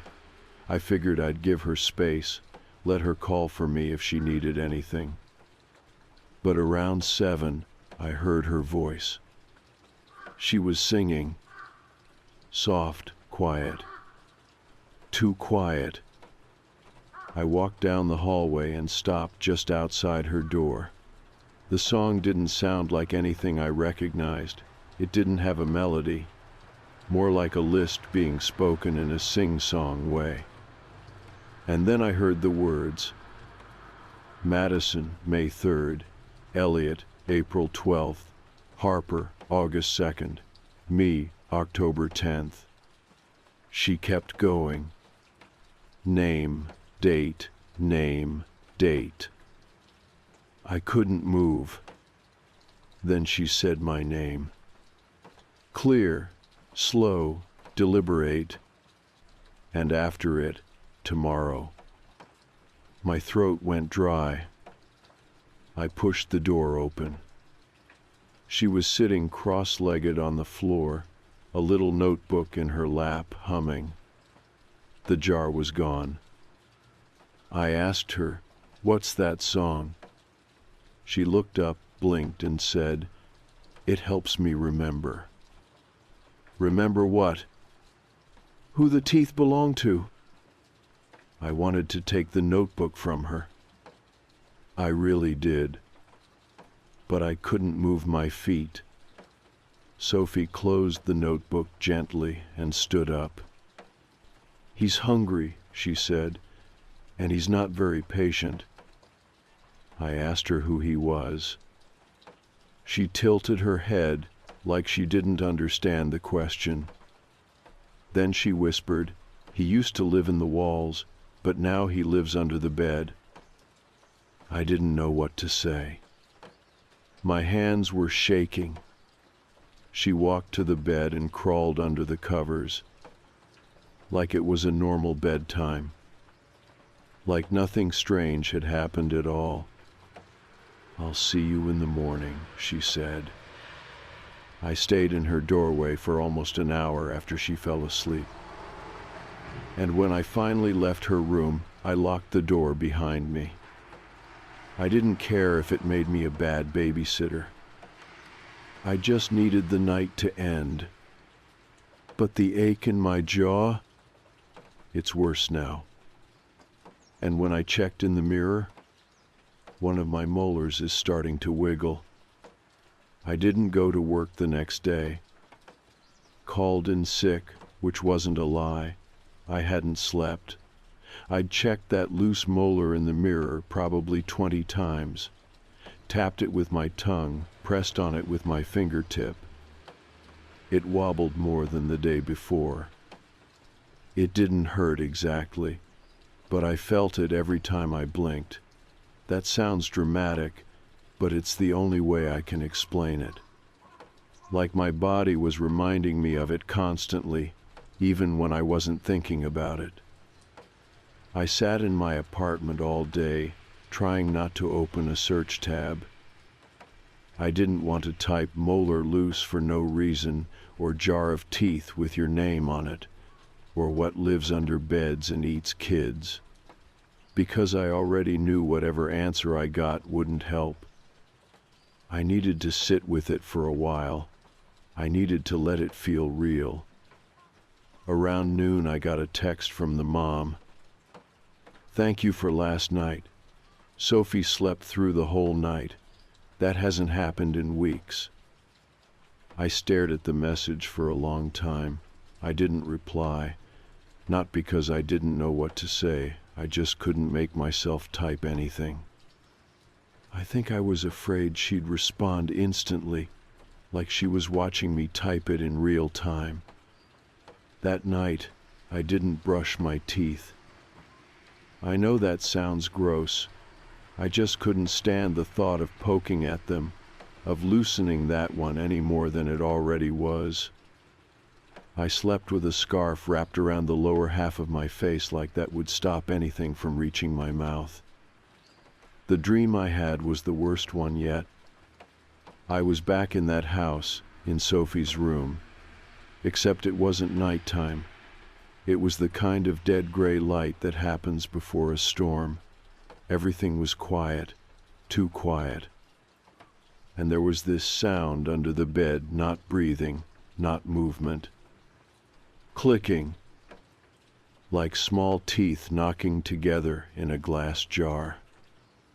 I looked under, and there were dozens of jars, hundreds, lined up like a pantry, all of them full, all of them labeled. Some had names scratched into the glass like mine, others had no names at all, just dates, and one of the jars was open. Empty. Waiting. When I woke up, I had blood in my mouth. I ran to the bathroom. The molar was still there, barely, hanging on by a thread. And on my tongue, a name. It was like I'd been trying to say it in the dream. I didn't recognize it, but it tasted like dust and iron and something older than I wanted to think about. I spit it out, washed my mouth with cold water until my lips went numb. That evening, I finally texted the mom back. I asked her directly, "What's with the tooth thing?" She didn't reply right away. About an hour later, I got a message back. Just this. It's something her grandmother started. Just a story. Don't worry about it. I called her. Straight to voicemail. I tried again.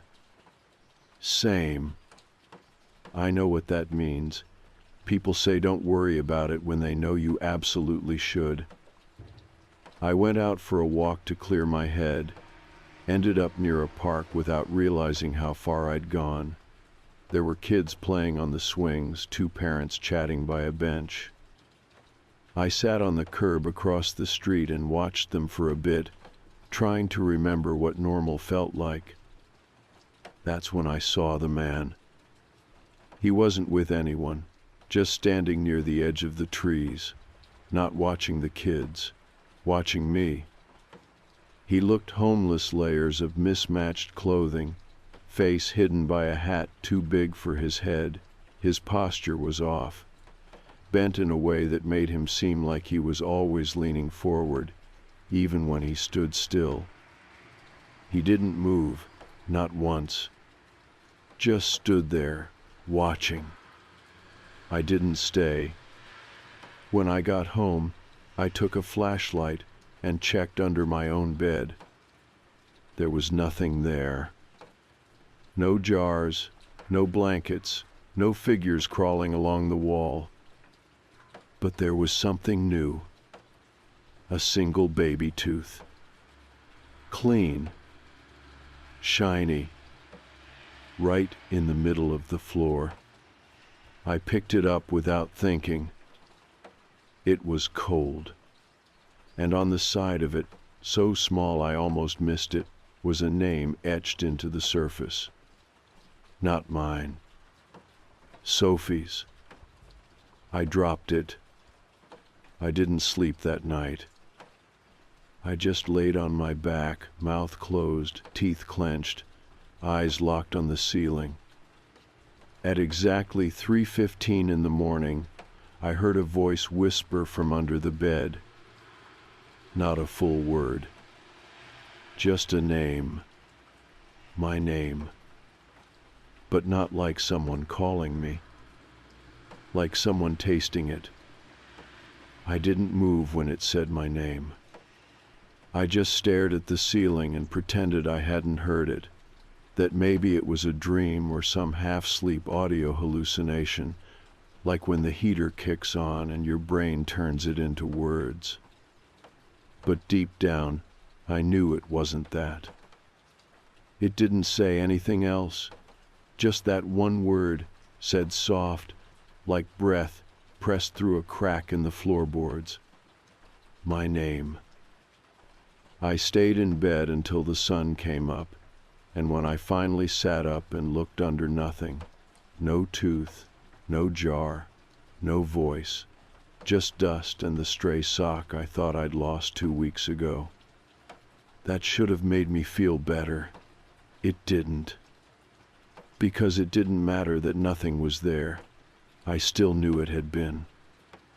I called my dentist later that day, told them my back molar was loose and I needed to be seen. They fit me in around 4. I didn't tell them about the rest of it. What was I going to say? That I thought a little girl's imaginary monster was trying to rip my teeth out. The hygienist tapped around in my mouth, poked with her little metal hook, and then went quiet. The dentist came in next, did the same thing, quiet again. Then he asked, "Did you take a hit to the jaw recently?" I shook my head. "Have you been grinding your teeth at night?" "No," I said, "not that I know of." He sat back and looked at the screen. "Your molar's detaching from the root. It's not infected, but it's definitely not secure. We can pull it, or we can wait and see if it resets. But honestly," he shrugged, "it's gonna come out either way." I scheduled the extraction. Tomorrow at 3. Which wouldn't be weird, except the jar under Sophie's bed had tomorrow's date on it. I walked home slower than usual, took the long way, looping through neighborhoods I didn't know, watching the sky get darker in this way that didn't feel natural. Not sunset, dark shadow dark. Like something leaning over everything. At one point, I passed a parked car with a dusty window.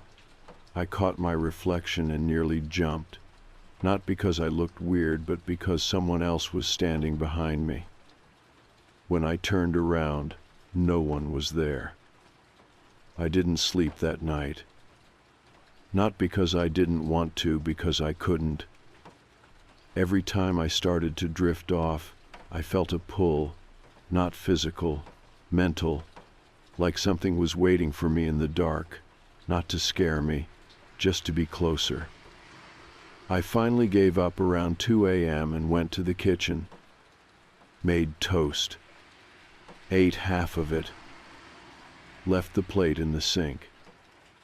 When I came back to my room, the sock that had been under the bed earlier was on my pillow. Folded.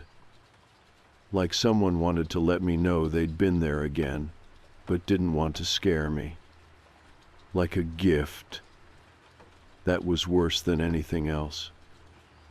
The idea that whatever this was wasn't trying to hurt me. It was trying to belong. I went back to Sophie's house the next day. I didn't plan to. I just found myself walking in that direction. It was around noon. The front yard was empty. No cars in the driveway. I knocked. No answer. I tried the door. It was unlocked.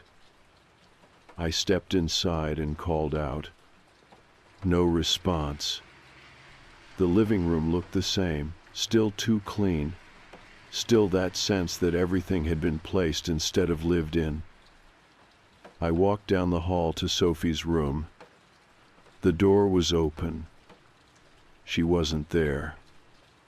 The bed was made. No sign of her notebook, no toys out, no clothes on the floor. And underneath, the jar was back, exactly where it had been the first time. I pulled it out with shaking hands. Same teeth, same tags, and at the bottom, my name. Next to it, the new date. Today. I picked it up and saw something I hadn't noticed before. Scratched along the bottom edge of the glass, hidden unless you turned it just right. Promised, paid, returned. I didn't know what that meant. Not until I saw the door across the hall. Sophie's closet. It was open. Not wide, just enough to see that something was inside.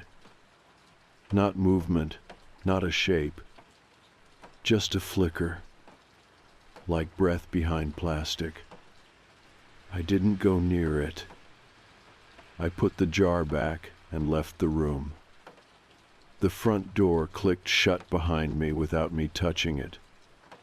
I didn't go to the dentist. I canceled the appointment because I knew what would happen if I let them pull the tooth. It would go missing, and the jar would be complete, and whatever was in the closet would be allowed back in. I don't want to be part of that deal, even if I'm already in it. I didn't tell anyone I went back to the house. I didn't tell my roommate, or my mom when she called, or May when she texted to ask if I was still alive. I started typing out a reply to her, then deleted it. Because what do you even say? Hey, remember that babysitting job I took? I think something under the bed is trading in children's teeth like currency. No way to make that sound sane. That night, I slept on the couch. Lights on. TV playing low. I didn't go into my room, didn't want to see the bed, didn't want to see what might have crawled out from underneath it while I was gone. Somewhere around 3 in the morning, I woke up with the taste of metal in my mouth. I sat up, heart already going, tongue pressing against that back molar. Still there, but looser. I went to the bathroom and spit into the sink.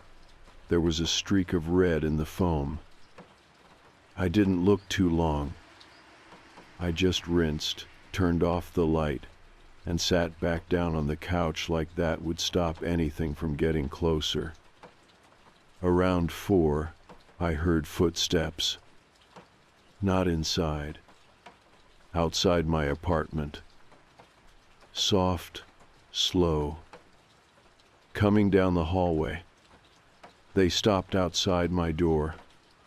No knock. Just silence. And then something slid under the door. A folded scrap of paper. I stared at it for a while before picking it up.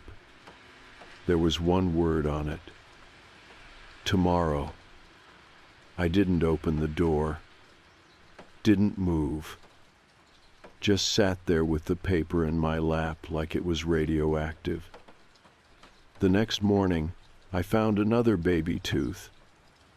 This time in the fridge, on top of my eggs. Same handwriting scratched into it. Sophie. I called the number the mom had given me. This time, it rang. She picked up on the 3rd try. Sounded tired, shaky. I didn't give her a chance to talk first. I said, "What did you give it?" She didn't say anything. I asked again, "What did you give it to make it stop?" She finally answered, "I didn't give it anything." There was a pause. Her grandmother did, a long time ago, before I was born. I asked, "What is it?" Another pause, longer this time. Then, "It's old." That was all she gave me. Then she said, "Sophie's safe, that's all that matters," and hung up. I stared at the phone like I expected it to ring again. It didn't. I didn't go outside that day. Didn't check the mail. Didn't eat. I kept trying to feel the tooth with my tongue and kept stopping myself, like poking it would invite something to finally pull it loose. Around 6 p.m., the power went out. Not the whole building. Just my apartment. I could see lights on through the window, could hear someone's TV upstairs. But mine. Dead. I sat in the dark with my back to the wall, flashlight in hand, waiting for the sun to fully disappear. When it did, the apartment got heavy. Air thicker, warmer, almost humid. Like something breathing slow in the corner of the room. I turned on the flashlight, shined it under the couch. Nothing. Under the table. Nothing. Then the light flickered. Not out, just dimmed, like the batteries were draining too fast. And I felt it again. The voice. Not loud, not in my ears. In my chest. Like a heartbeat that wasn't mine. It said, almost. That was it. Just that one word. I didn't sleep. I waited. At midnight, the lights came back on. TV turned on by itself, volume low, playing something static and slow, like an old cartoon warped on tape. I turned it off. Then I opened my mouth in the mirror. The molar was gone. No blood. No gap. Just smooth gum, already healed over. Like it had never been there. I opened my hands. I was holding the tooth. Not sure when I picked it up. Not sure where it came from. I set it down on the counter, walked back to the couch, and sat, and waited for the knock. It came at exactly 3:15. Soft. Just one. I didn't move, didn't speak. But the door opened anyway. Slow, careful, and something stepped inside. It stepped inside like it had done it before. Not fast, not loud, just one foot, then the other, like it already knew the layout of the room. I didn't move. I didn't scream. I just watched. I can't tell you what it looked like, not exactly. I didn't see a face. I didn't see clothes.